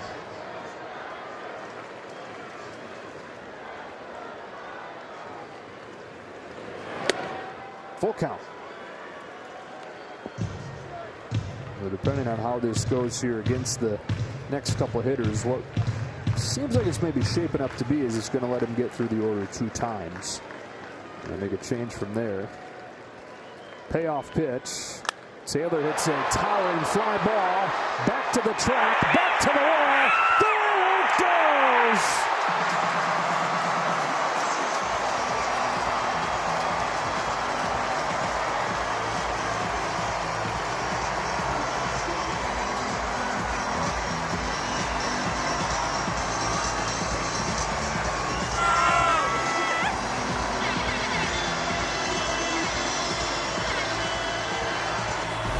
When it finally came down, it was Chris Taylor's 9th home run. This will garner some all-star votes. Keep him in mind. He might not have a position. They've got him listed as an outfielder. He's been playing a lot of second base lately with Gavin Lux at short. But the bat is alive no matter where they play him. Speaking of depending how it goes over the next hitter or two, well, it didn't go well, and that is going to do it for Spencer Howard, who gives up 2 hits tonight. They both leave the yard. The first home runs he's allowed this season. 3-1. Connor Brogdon coming in. His bullpen they go. Connor Brogdon on for his 26th appearance. That ERA is skewed by 1 blow-up outing against the Giants. You get rid of that or give up 6 runs. He's got an ERA around 2.5. Yeah, he can really bring it too. He'll bring the heat at average around 96 miles an hour, but he can touch 98. Cutter and a changeup also. Pollock can't lay off the first pitch. Strike 1. That's a little cut piece right there at 88. Check out this catch. Very nice. Here comes a hug too. You got a baseball and a memory and a hug. Awesome.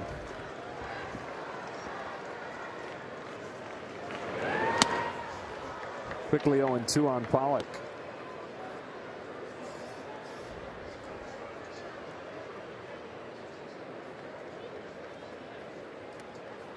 AJ grounded out his first time. Had a 6-game hitting streak. Snapped with an 0-for-4 yesterday. We'll get another one going here. Bases empty, nobody out. And an 0-2 coming from Brogdon.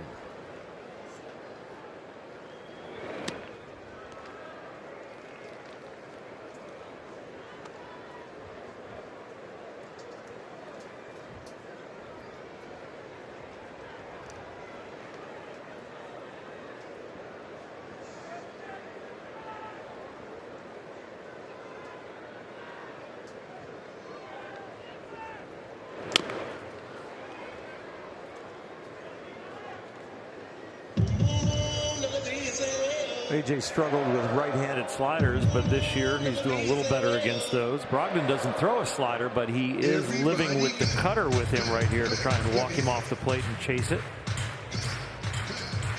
I'm sure you know that the difference between the cutter and the slider. The cutter is going to be a little harder and shorter, tighter break, and the slider is going to be a little bit bigger.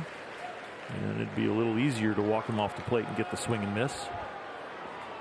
Another 1-2 is up and in. 97. Live stuff coming from Brogdon. It's 2-2.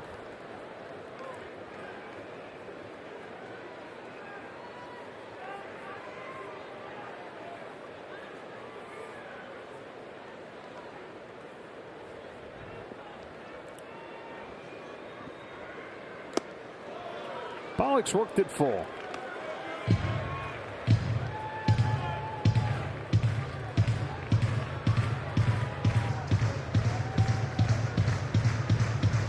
Brogdon's looking like he's comfortable on the outside part of the plate to a righty. I think AJ can kind of look out across the plate. If he ends up throwing a fastball in for a strike, you just tip your hat. Got him with the cutter. One gone. Number 8, Zach McKinstry. That could have been one of those situations where you anticipate a certain part of the plate, you get it there, and you just get a little too anxious. So the right-hander out of Clovis, California, strikes out the first man that he faces. And here's McKinstry.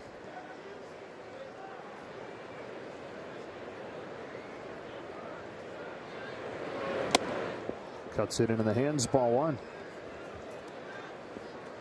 Joe Kelly threw just one pitch in the top of this inning. Got a double play ball. Joe's getting ready to hit for himself.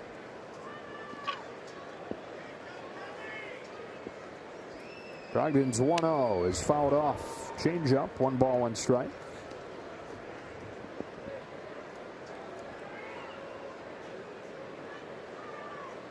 There was so many cutters from Brogdon to Pollock. But against a left-handed hitter, he will throw a lot more change-ups. Very few cutters, other than that one.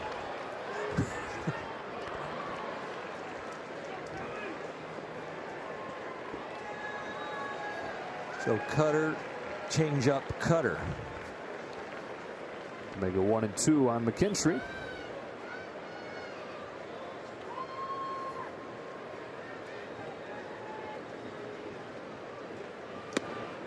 And now fastball, and it's 2-2.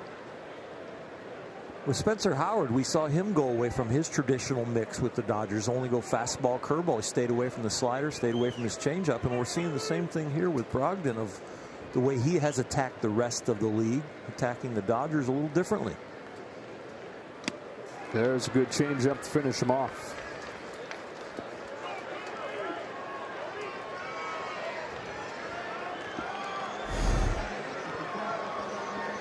You could see the grip there with the middle fingers kind of up off the baseball as it's kind of held in an okay delivery, okay grip.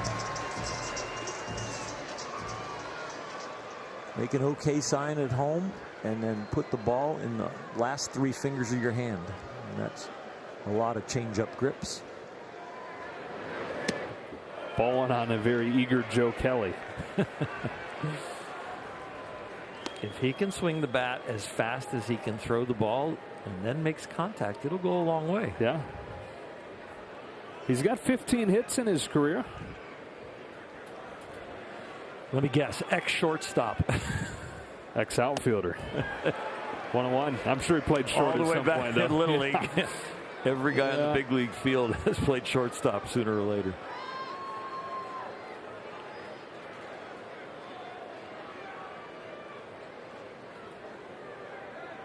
Looking hitterish.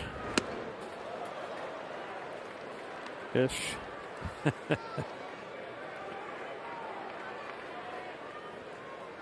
There is a theory in hitting, and it's a lot of pitchers swing hard just in case you hit it. Ooh. A tick. Uh-huh.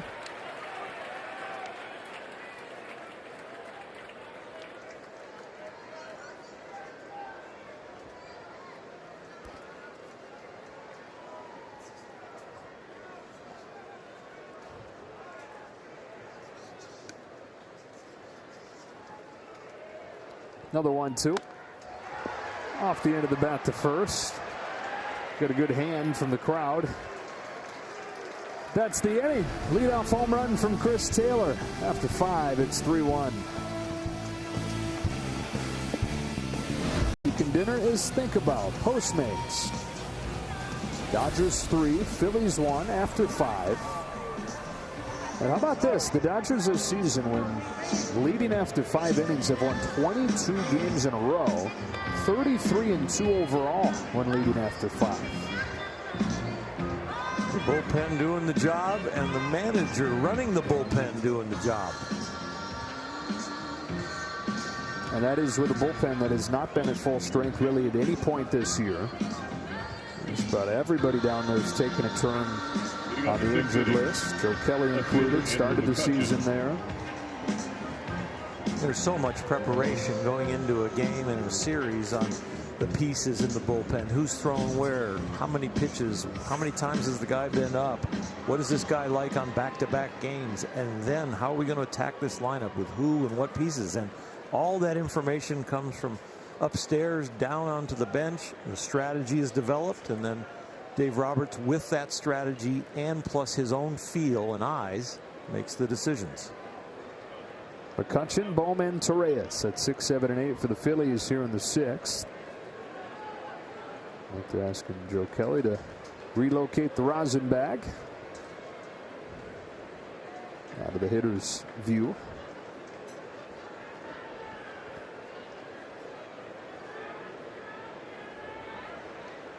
McCutchen's walked twice tonight. First pitch of the 6th. Curveball drops in there. Strike 1. Guys saw a lot of each other when they were both in the National League Central, with Joe debuting with the Cardinals and McCutchen with the Pirates.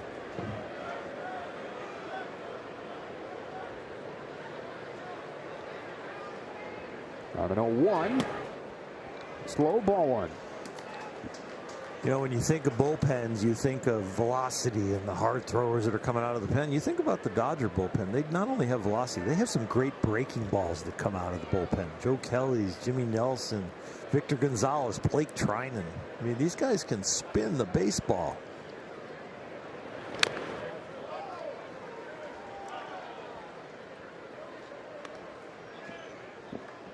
Speaking of one of those guys, here's Gonzalez. Yep, the guy that can spin it from the left side. That low 3/4 arm angle.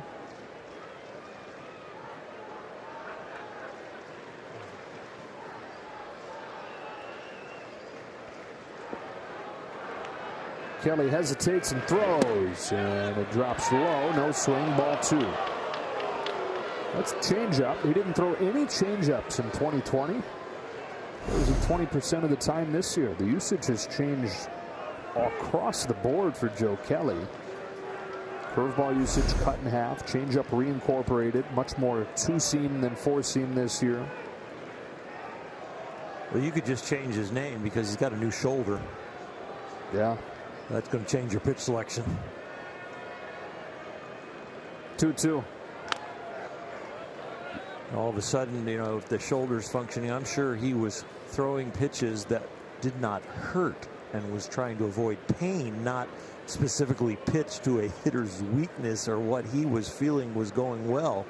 He threw, like we saw him throw, I think 15, 17 breaking balls in a row with that shoulder that was aching him. Well, now he's got a free and easy shoulder, and he's got a different pitch mix and better effectiveness. McCutchen fights off 98, stays alive at 2-2. Yeah, anytime you see a guy throwing one pitch, one non-fastball pitch, 60% of the time, Yeah. right? When that hasn't been the case before, and it makes sense now.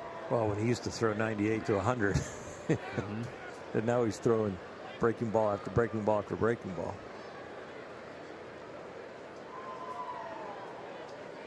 Seven pitch to McCutchen is chopped third for Turner. Wow. Change up, gets the ground ball, gets him out in front. And back when we didn't know that Joe Kelly was having a lot of pain in his shoulder, we saw a fastball command that was very erratic, and we thought he was throwing more breaking balls because that was the pitch he could get over for a strike. But really, he could get it over for a strike probably because he actually could execute it with a little less pain.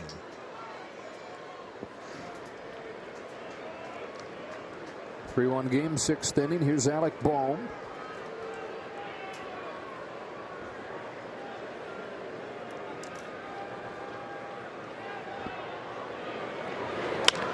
Bouncing ball to short. Gavin Lux. 2 out in the 6th. Smooth operator. Smooth operator. Breaking it out. Gavin Lux at short. He just looks completely different as far as the edges of his game when he's playing shortstop. He is so smooth. He certainly wasn't making you sing unprompted when he was at second. So, yeah. No. Ronald Torreyes. 0 for 2. Back in the ballpark where he made his debut. Handful of games for the Dodgers back in 2015. 99 tails back to the corner for strike one. Joe Kelly shooting over at the shooting a glance over at the dugout, as if to say, easy. It was in there. Well, he doesn't know, perhaps, is that they've been upset all night with that strike zone for Mike Estabrook. Wow. 99 coming back to the corner, and then a 91-mile-per-hour curveball. Left turn. It's like NASCAR. Left turn coming up, left turn. Out of that same exact tunnel that he got strike one. He's taking lessons from Blake Trinan.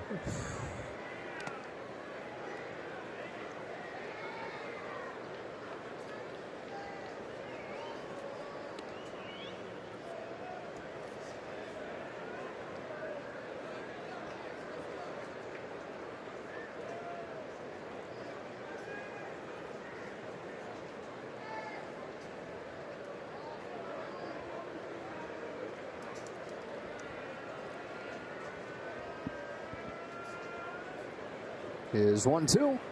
Oh my goodness. Changeup got away from him. All bat? I believe it's a foul ball, yeah. Torreyes does too. Didn't even try to sell it. He just laid on the ground in shock. Glad it's over with and doing a little inventory of the body, but yep. Foul ball as he turns to get out of the way, drops the bat. And fortunately, the bat was right there. He's going to get it right up by the top of the chest. Changeup is the pitch that Joe Kelly shattered his own window with during the quarantine. Working in the backyard. And did he post that video or did his wife? His wife did. Yeah. I think she did.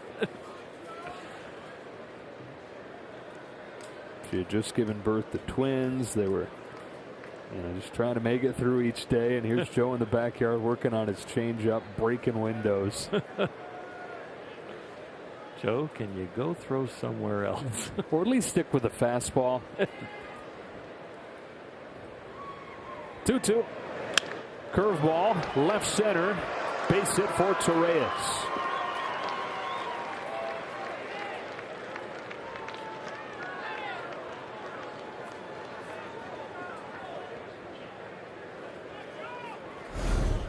That's a good piece of hitting after being knocked down and have it turn into a foul ball on a changeup, and to be able to stay in there on a pitch away like that, stretch out and barrel it up. It's going to be it for Joe Kelly. Dave Roberts brings on Victor Gonzalez with Matt Joyce introduced as the pinch hitter. 3-1 game. Roberts brings on Victor Gonzalez after Matt Joyce is introduced as the pinch hitter. Joe Girardi counters by sending up the rookie right-handed bat, Luke Williams.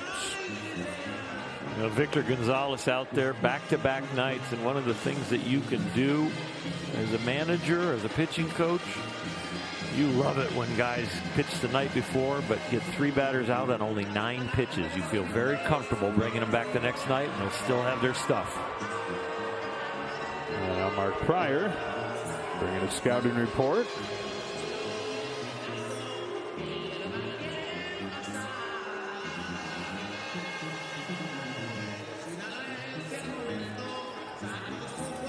As they talk through things, quick word from Nissan.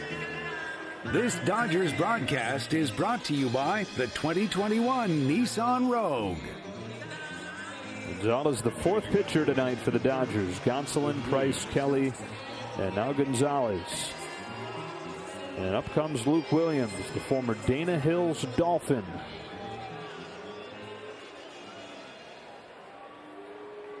Made his debut on Tuesday after 6 minor league seasons. Bunted for a hit on the first pitch that he saw in the big leagues, and then hit a walk-off home run the next night. Welcome to the majors. Represents the tying run here. First pitch from Gonzalez is way outside, ball 1. This is after he hit leadoff for Team USA, helping him qualify for the Olympics. He was Mike Scioscia's leadoff man. Had 8 hits in 4 games. And then gets the call to the big leagues. He didn't get El Bencho. He got El Big Leagues. He did, yeah.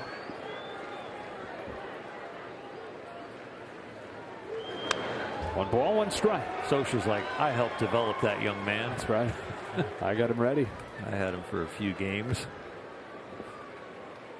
Luke's parents said they made the trip to the qualifiers just thinking, wow, this is so cool. Our son is, we got shirts. It's pretty awesome. That's pretty awesome. They made the trip to watch the qualifiers, and they're like, our kid's playing for Team USA. I don't know if he's going to get in the game or anything, but it's cool he gets to wear the uniform. And they get there, and he's hitting leadoff. And he was one of their best players.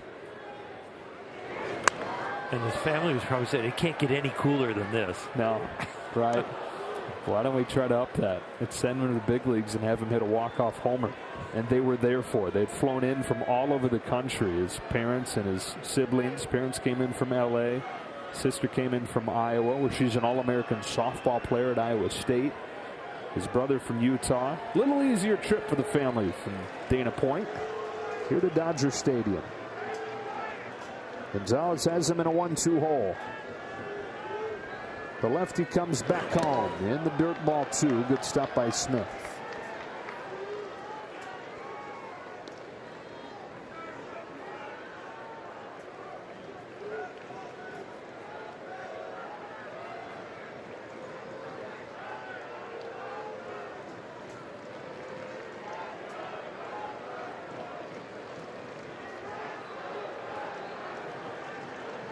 Action pitch right here. You don't want to get to the 3-2 count and have that runner going.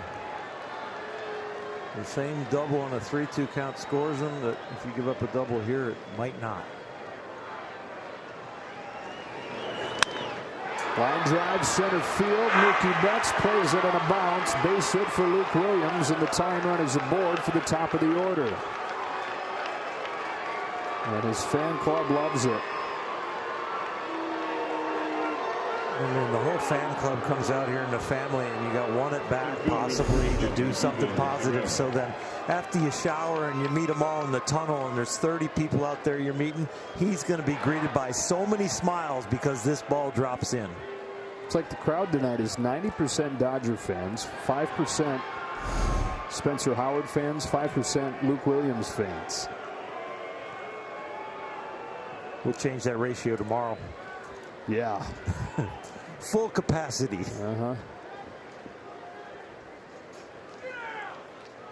A good moment for Williams.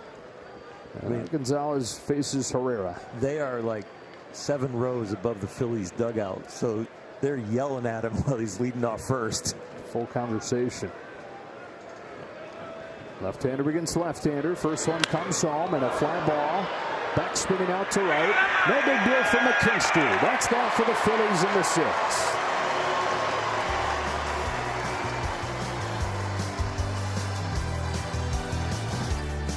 opening day. Dodger Stadium will be rocking full voice for the first time in almost 2 years. Fan club watch again, by the way. This is Bailey Falter, former Chino Hills Husky. His second big league game. Debuted in relief in late April, went back to the minors, was dominant, had a 1.91 at AAA, and got called up again today. Well, Dodgers have struggled at times against left-handers, and Joe Girardi going to a lefty out of his pen in this game that is still tight at 3-1. Another youngster that nobody has seen.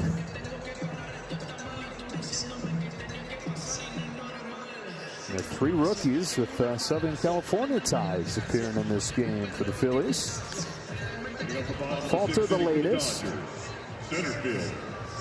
They go from eating street tacos to eating cheesesteaks. Okay. See, yeah.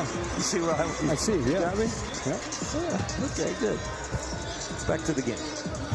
And back to L.A. where they can get more street tacos. Exactly. Top of the order for the Dodgers. Betts, Lux, and Turner. Strikeout and a walk tonight for Mookie. 24-year-old Falter comes home. That's strike 1. He's 6'4" and gets the best extension, so releases the ball closer to home plate than any pitcher in baseball. And you can see how hard he works to get down that hill and extend with that stride. So 90 to 92 looks a lot faster than that. It is on you.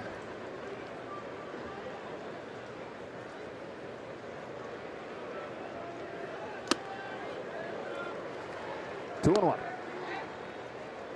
If you watch his back foot, and when the foot turns over, it doesn't pop off. It drags forward between the stride and the drag. That's how he is getting closer to the hitter. On the hands of Betts, who pops it up into short right field. Gene Segura puts it away. 1 gone. For every foot that you get closer to the hitter, it is what is known as 3-mile-an-hour reaction time. So 91 will feel like 94. 94 will feel like 97.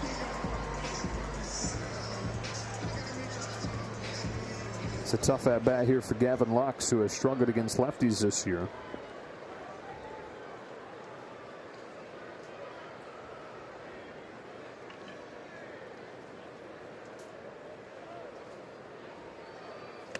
.279 against righties, 160 against lefties.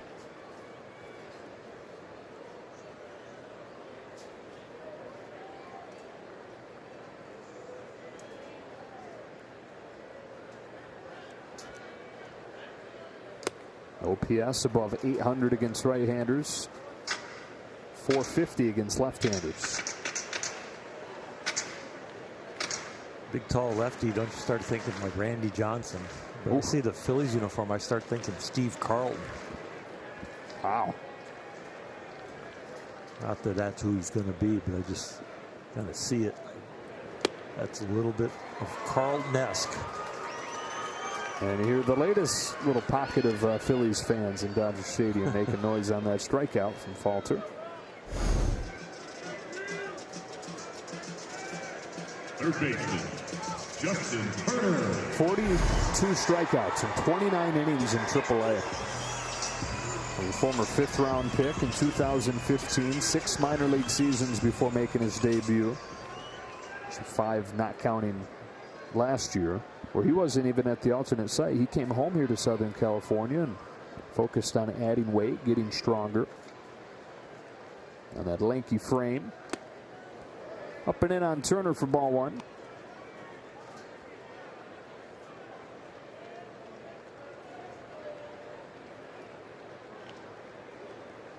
Chino Hills, about 40 miles from Dodger Stadium. 2 balls, no strikes.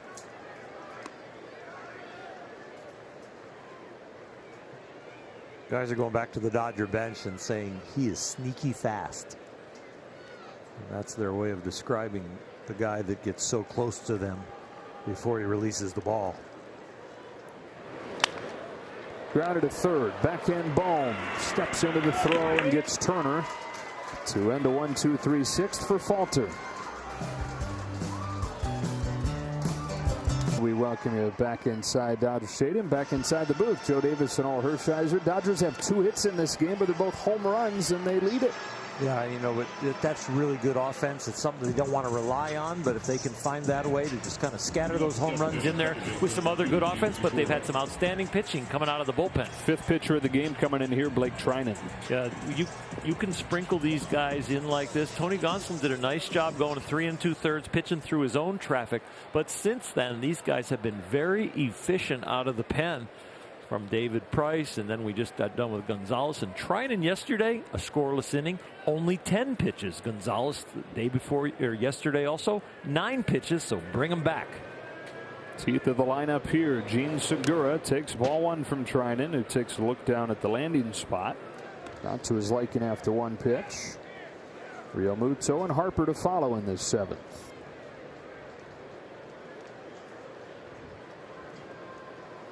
Segura having his best year with the Phillies, really his best year since he was in the division with the Dodgers, playing for the Diamondbacks back in 16. Trying to not close for the first 2.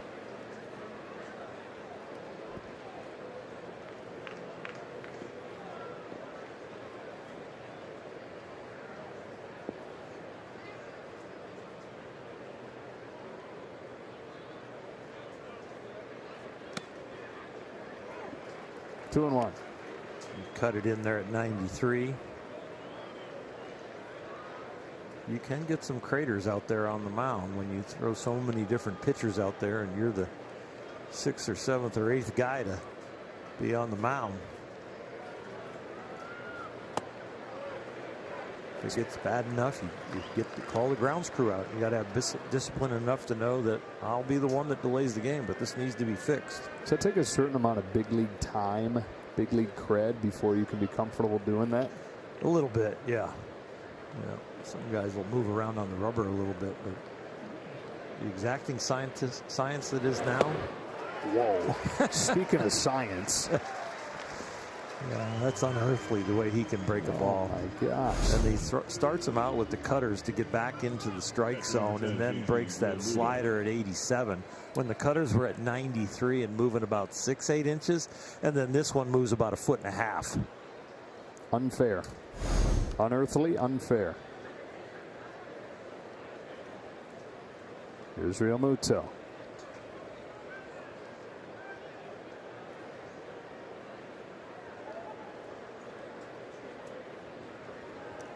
So against that pitch, opponent's now 2 for 33 with 21 Ks. Strike 1 on Real Muto.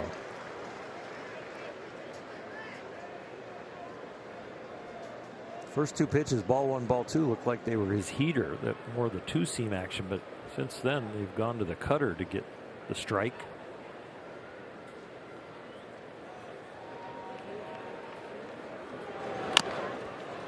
Bounced off of the plate, deadens over there. Turner gives it a heck of a try, but Real Muto runs very well. Infield single.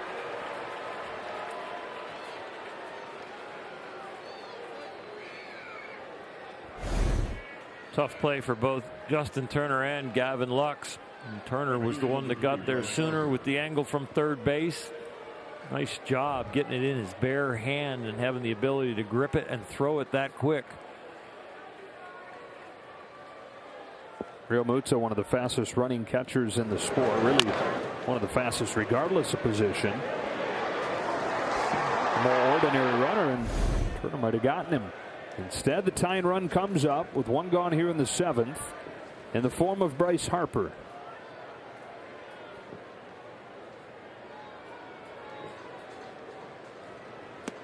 Slider for a swing and a miss and strike 1.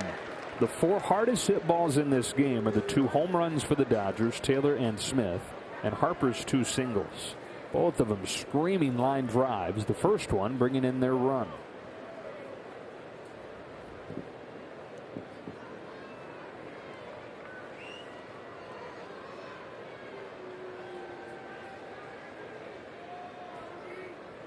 Treinen's 0-1. Towering drive to right center field. Betts going back on it. How in the world is that staying in the yard?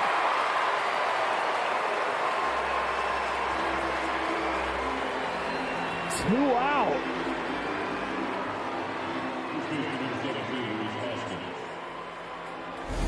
I thought it was gone, and we were just going to see how far up the pavilion that it would go.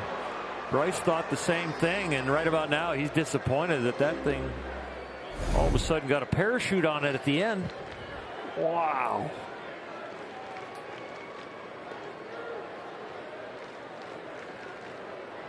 All right, so still 3-1, and here's Hoskins.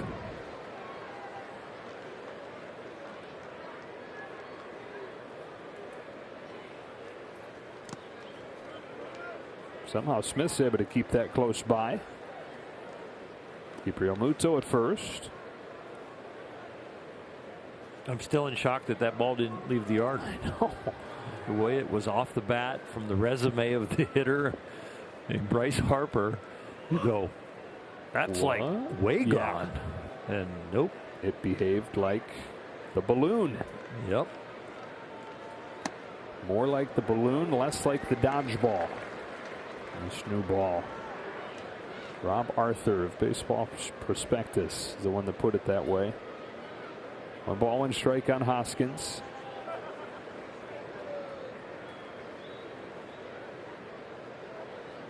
Runner at first with 2 gone. Treinen's 1-1. Ball 2.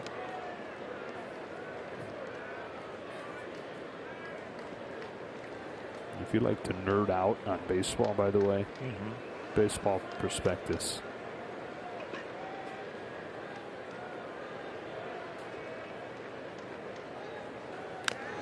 Two balls, 2 strikes. Well, 2-2, and we've seen Blake Treinen and how successful his slider has been this year. Horizontal movement on that, it's just over 14 inches. And if you're just going to evaluate it on that movement and size of movement, it's in the top 10% in Major League Baseball.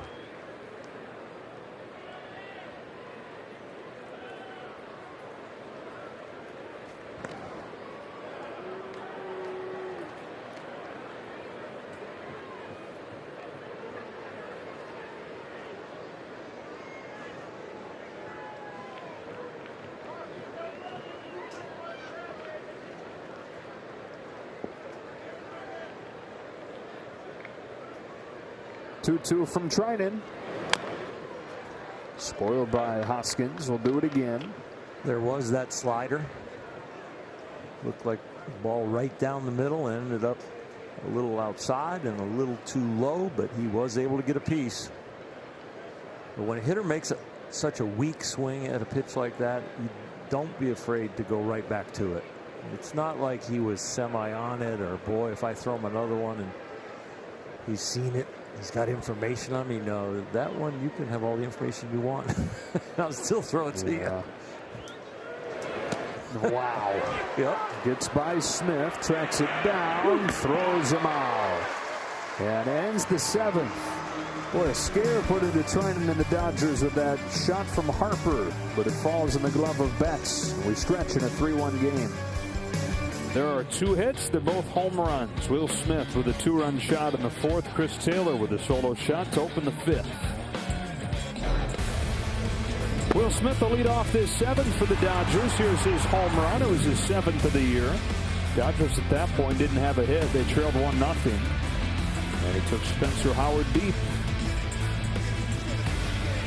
Howard was living with the 4-seam fastball and the curveball most of his outing. And Smith picked on one of those 4-seam fastballs. How about that line score? 1 run on 8 hits, but the Phillies have left 10. Dodgers 3 runs on 2 hits. The homer, the ruler tonight. That Harper ball that we were awing at that stayed in the park was just over 100 miles an hour as far as exit velocity, but the launch angle was 37 degrees. So too high. Too high. Still, though. Maybe slightly off the end of the bat. We heard the right sound, but maybe he didn't get the full contact. I guess. You just said, though, 100-something off of the bat. Strike 1 on Will Smith. Weird. At that launch angle, maybe you got to hit it more like, 110 instead of like 102. So where are you at on the new ball? I mean, obviously it's different. Is it an overcorrection? Is it good? What is it in your eyes? Well, it sure has changed my expectation on fly balls and sounds off the bat, where I used to know from being a pitcher and giving them up and hearing them and watching them. Yeah. You didn't used to even have to turn around as a pitcher. You go, oh, that's gone. Just drop your head and raise your glove to the umpire like, give me a new ball. Now I don't know what it is. It's kind of changed the whole thing. But where am I on as far as how it plays in the game and how it affects the entertainment value of the game? We might have went a little too far. And especially because the conversation around baseball is how do we create more action and a little bit more offense. But home runs aren't considered action in that sense. Yeah. In the sense of trying to create more of it. Yeah. You want more balls in play. But don't tell the fans that that's not action, you know what I mean, as far as entertainment value. But I understand what you're saying as far as pace of play and how often is the ball put in play. I just think fans prefer to see a ball in the gap over a season like 2 years ago where every time there's a fly ball, it was leaving the yard. Right. And guys running the bases and relay throws. And it's going to take a little bit longer for maybe the hitters to adjust, saying my ball is now only reaching the warning track. I need to hit the ball more on the line, a little harder on the ground. I got to go the opposite way against the shift. So we haven't had a long enough time with the baseball where the hitters are frustrated enough that they're going to start changing. 2-2 on Smith. And let's keep in mind, too, that the home run rate is still one of the highest ever. So it's corrected from the previous ball, but it's not like it's gone back to the dead ball era. We're still talking about some of the highest home run rates ever. Ground ball past the mound. Segura. Nice play. 1-4-3 with the deflection at the mound.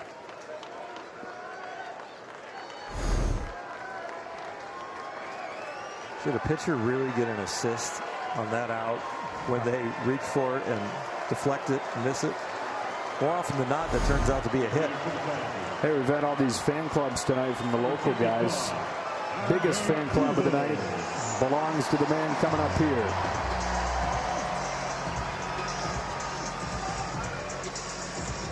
Albert Pujols.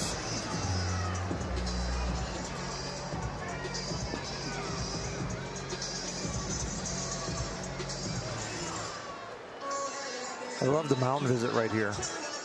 Look, he's a future Hall of Famer. He's maybe one of the best hitters ever. And if you make a mistake, it's going to hurt. So do your best, all right? Ready, break. One last thing. Yeah. He owns lefties. Oh, yeah. He's older, but he's still killing lefties. #1 in the National League against left-handed pitchers since joining the Dodgers, hitting .371 with an OPS near 1,200. Strike one.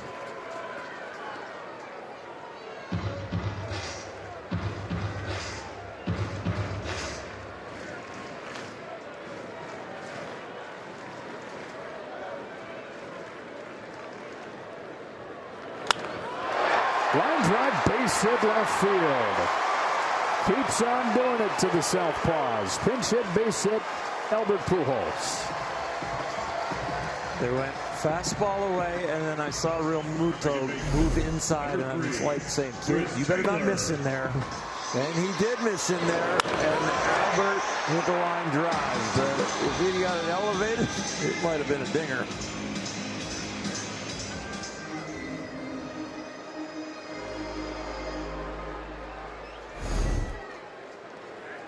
So he's aboard with a smile on his face as Chris Taylor comes up.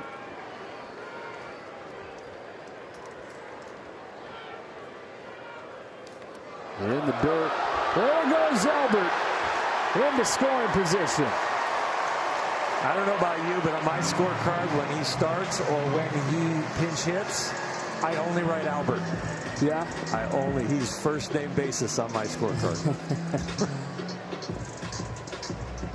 So man in scoring position for Chris Taylor, who went deep his last time. We take a peek back at that on StatCast, powered by Google Cloud. 105. Little hang time. We're going NFL punter. 6.6. Yeah, coverage team's down there for a fair catch. For sure.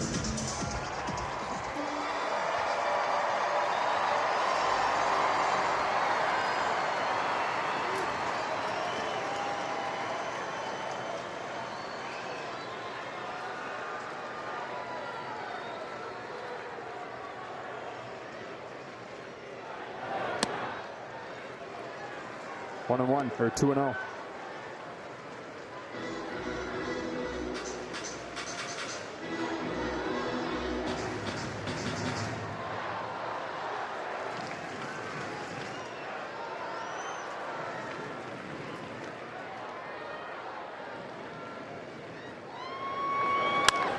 Bouncing ball towards the middle. Torreyes gets there and throws Taylor out. Good play by Ronald Torreyes. Up to third goes Pujols. 2 out for Pollock.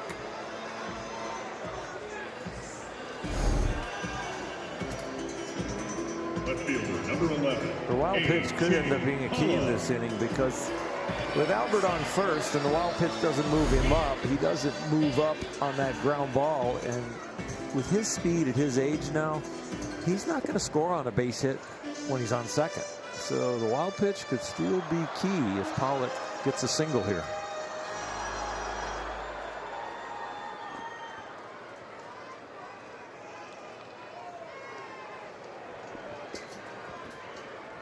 No, 2 in this one. First one from Falter is in there, strike 1.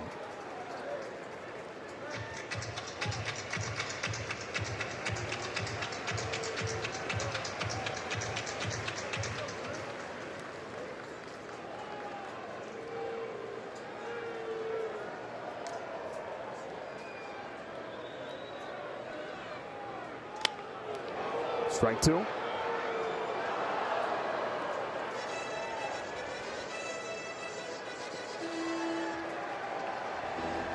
Andy Burns has walked into the on-deck circle.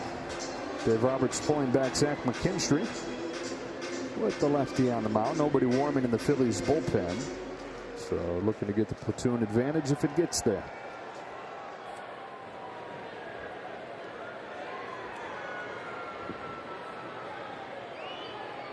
Falter delivers 0-2. A pop-up on the infield. Hoskins. That's the inning. After 7 innings in LA, the Dodgers 3, the Phillies 1.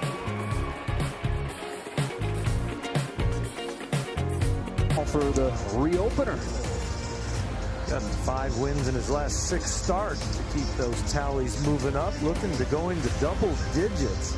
6 innings, 5 Ks in the last outing, on a little bit of a roll.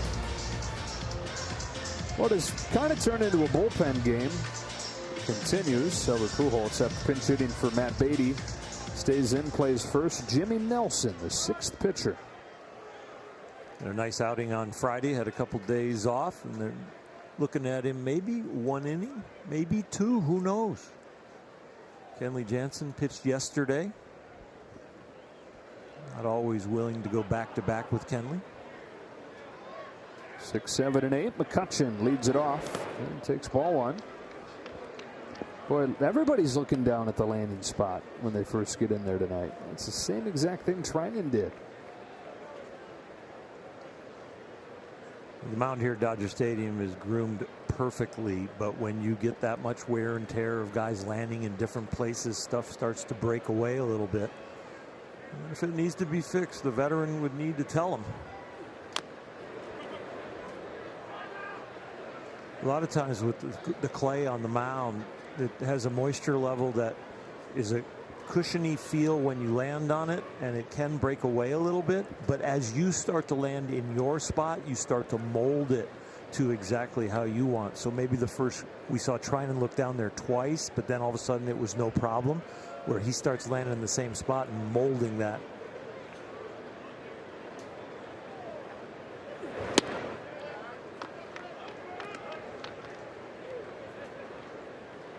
Some guys will look down there as part of one of their mechanical fixes too.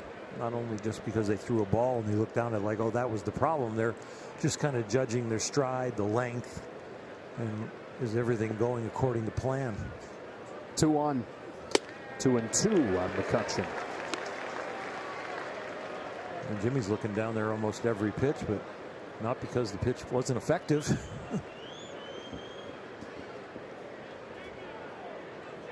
Setting up on the extreme first base side of the rubber.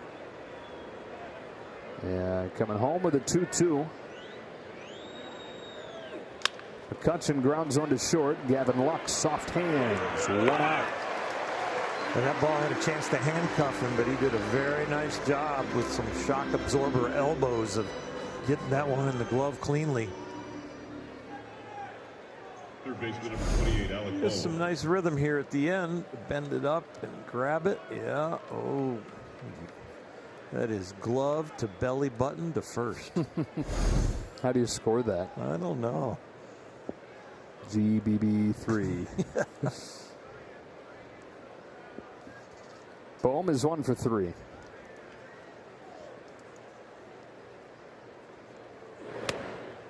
Starts him with a fastball. Good strike 1. So the Padres opening up a series in Colorado tonight. Austin Gomber, 8 shutout innings for the Rockies. Padres got 2 in the 9th, but 3-2 the final. Colorado wins.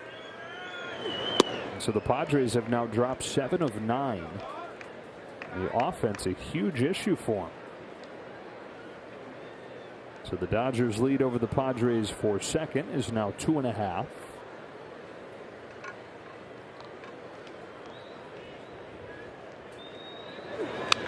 Giants beat the Diamondbacks 5-2. Boo. Easy. It would have been a fun storyline to have reopening day be tied for first. Yeah. Arizona has now dropped 34 of 39. They've lost 20 in a row on the road. Last road win, Madison Bumgarner's 7-inning no-hitter on April 25th. 1-2 to Ball. Blazes up and in, ball 2. They're 2 shy now of the all-time record for longest road losing streak. Second year of the Mets franchise, 1963. They lost 22 straight.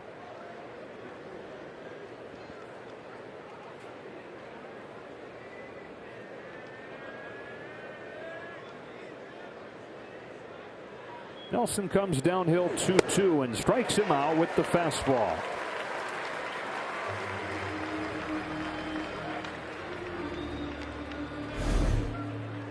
You got Blake Trinan, you got Victor Gonzalez, you got Joe Kelly on the mend and starting to throw the ball well. You got Jimmy Nelson, Corey Knebel when he gets healthy, Henley Jansen. This bullpen is getting thick. Brusdar Gratterall. Oh my. Number 13, Brad Miller. Kind of fun. I feel like I should make a comeback. These guys could. They got no. You just said it. They got no room for you down there. I got to go 5 and just hand it over to those guys. Brad Miller to pinch hit for Ronald Torreyes. 9th big league season. He's played for 6 big league teams, but he's been with 8 different organizations, including the spring training with the Dodgers in 2019. Second stint with Philadelphia. Played for the Phillies part of 2019. Went to the Cardinals last year. Back this season, he's been a key piece of some of the injuries they've dealt with. He started at every position besides shortstop and catcher. And this for a guy who most of his career has played shortstop. 0-1 from Nelson. Fouled into the glove. 0-2. A former player on one of your teams, huh? You coached him. Back in Little League, a little fall ball. It was the only little season that in Florida that I coached my son. Brad was on the team. We weren't very good. I told all the kids, you're going to hit in any place in the order that you never had and always wanted to, and you're going to play whatever position you want that you've always wanted to play and never gotten a chance. This fall ball is just for having fun and playing some baseball. This is not your regular season. Did you think you were seeing a future big leaguer? He was one of the better players on the team, that's for sure. I'm not going to be so bold to say I was scouting an 11 and 12-year-old. Yeah, you're going to play in the big leagues, kid. 1-2 to him is very high ball, too. Mark my words. You are going to play for a bunch of teams. Mostly Seattle and Tampa Bay, but he's also played for the Brewers, the Indians, mentioned the Cardinals last year. Former Clemson Tiger waiting on this 2-2 from Jimmy Nelson.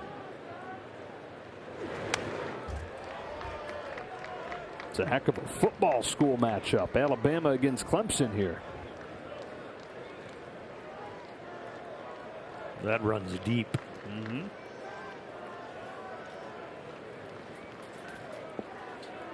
Brad was a second-round pick out of Clemson. He was a top prospect for the Seattle Mariners. Debuted in 2013. On another 2-2 pitch. Watches a fastball down Broadway. Jimmy Nelson with a 1-2-3-8.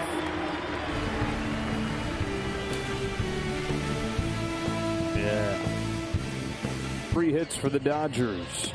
1 run on 8 hits for the Phillies, who now have Brad Miller playing second base. Gene Segura moving over to third. And Alec Bohm coming out. 8-9-1 coming up here. McKinstry will lead it off. 0 for 2 with a pair of strikeouts.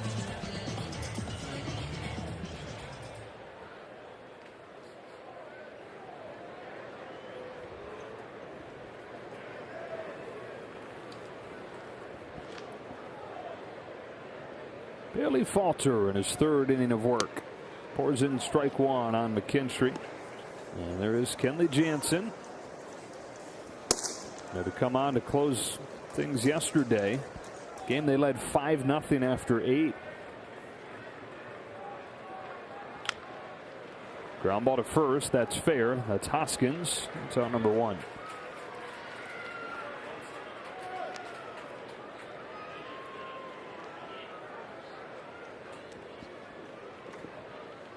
Just want to correct something. I said Segura is at third. Segura is at short. Bowman is still in. Torreyes is out. Eddie Burns coming up to pinch hit.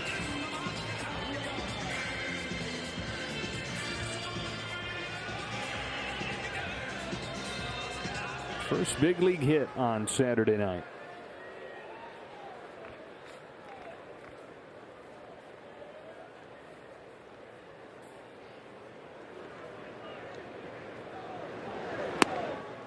Takes ball 1.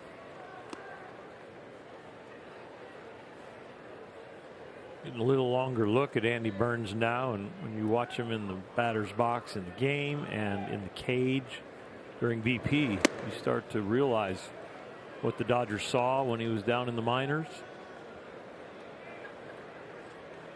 He really does look hitterish and really like his approach. On a 2-0 from Falter, Burns watches strike 1. Went to Korea. Got a lot better.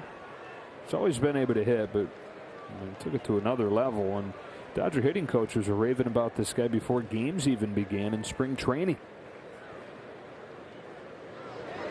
It's one of those things where it's, look out for this Andy Burns guy.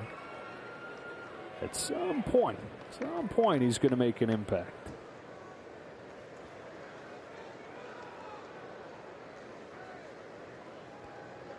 Waits on this 2-2. And rips a liner that's caught by Bone. He's had 2 of those. His first big league hit was a dribbler, and the next at bat, he hit one just like that for a line out, or maybe it was the bat after that. But yeah, he hadn't been in a Dodger uniform long, but he has hit the ball hard when given the opportunity.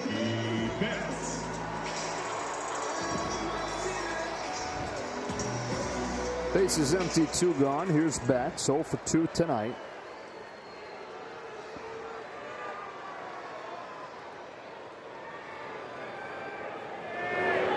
First pitch breaking ball for a strike.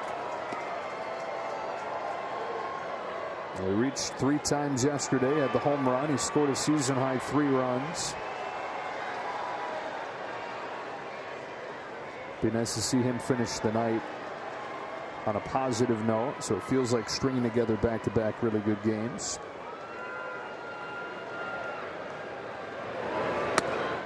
One ball, 1 strike.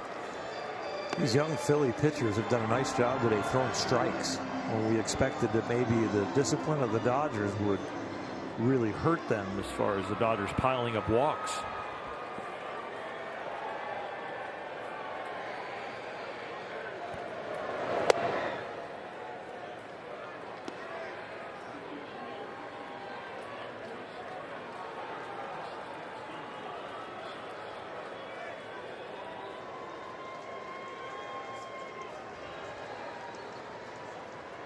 Falter in his second big league game. 2 balls, 2 strikes on Mookie Betts.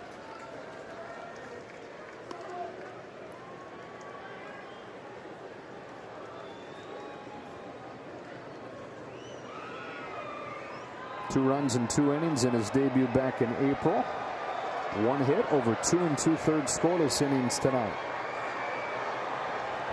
And a 2-2 pitch. Takes off on him. Ball 3.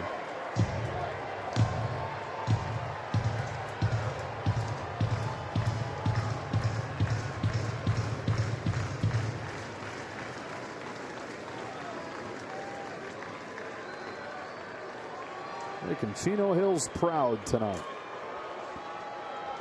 His payoff is popped up.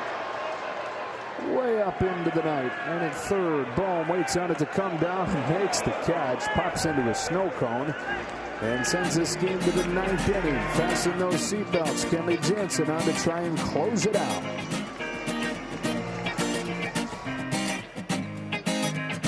Best in the National League. They're looking for his 16th save as the Phillies bring up 9-1-2. He walked a very tight rope yesterday, but inherited some runners and still got the job done. Scoreless inning, 20 pitches. Hopefully he learned a little something. He threw a side work before yesterday's game, came into the game, got the job done, but I would say the action on his cutter wasn't to his liking, but he still got it done. He used a few sliders, used a few 2-seamers. We'll see what he's got tonight. First, he's got a pinch-hitting Travis Jankowski, former San Diego Padre, in his first year with the Phillies. And then the top of the order, Herrera and Segura. So just like yesterday, where he had to come in against the heart of the Rangers lineup, it's not going to be easy. 1 run on 8 hits for the Phillies. 3 runs on 3 hits for the Dodgers. Here we go with the 9th inning. And 1 out. Justin Turner, who was drawn in, makes the play on a knuckling line drive that was fading away from him. That's a sweet play. When the ball goes around the infield after this outstanding play, Justin had something to say to Kenley. Kind of like when Kenley was going to be a free agent, he wanted him to come back to get their hair cut at Kenley's wedding. Hey, if you renew your vows, how about that play? Remember me. 1 pitch, 1 out for Jansen. Top of the order, and Odubel Herrera walked to open the game, came in to score the Phillies' only run to this point.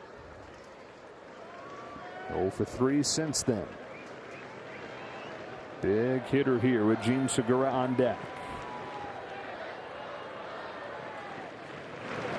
Strike 1.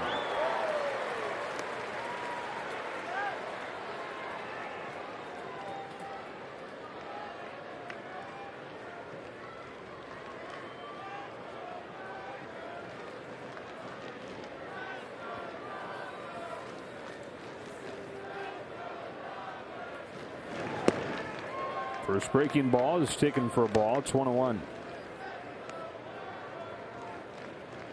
Gonsolin to Price to Kelly, Gonzalez, Trinan, Nelson, and now Jansen. 7 pitchers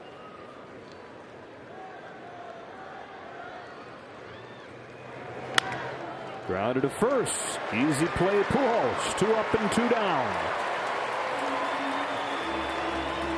And out to each corner of the infield. And 1 out away from a W.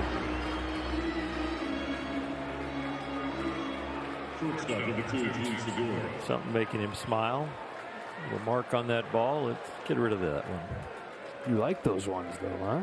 I don't know if it was ripped a little bit, or maybe it got in on him so far that there was pine tar on it. Kenley didn't want to be accused of having a foreign substance. Very sensitive subject these days. So it's not me. It was the bat. Not even going to mess with it. Segura, who it appears is going to have his string of 3-hit games end at 3. 1 for 4 tonight. Takes strike 1. 94 explodes to the zone.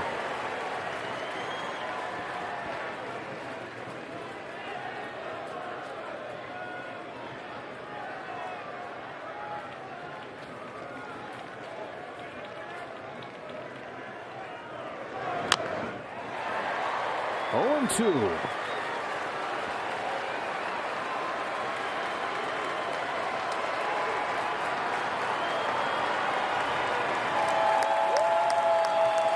Limited capacity stands for the last time.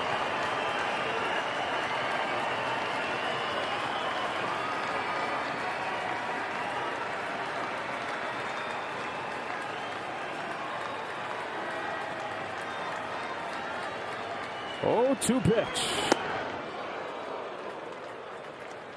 Reopening day tomorrow.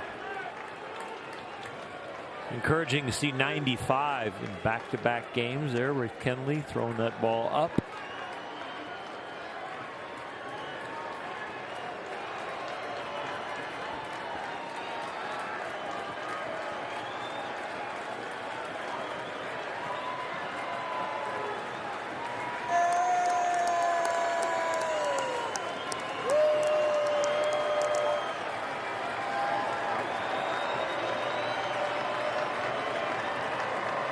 Couple wiggles of the hip.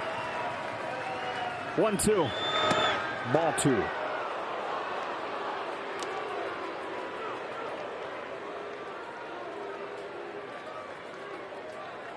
Since he's been activating that hip, we have seen the velocity climb consistently. Instead of a 91 and then a 95 and a 91 and 89, we're seeing consistently above 93. Here he comes with a 2-2. Breaking ball strikes him out and ends the night. They get just 3 hits, but 2 of them are home runs. 7 pitchers combined to hold the Phillies to 1, and 3-1 the final score. Dodgers snap the Phillies' 4-game win streak and start a win streak of their own. That's 2 in a row. And 6 of 7 for the Dodgers, who stay within a game of the Giants in the division and at the top of the National League.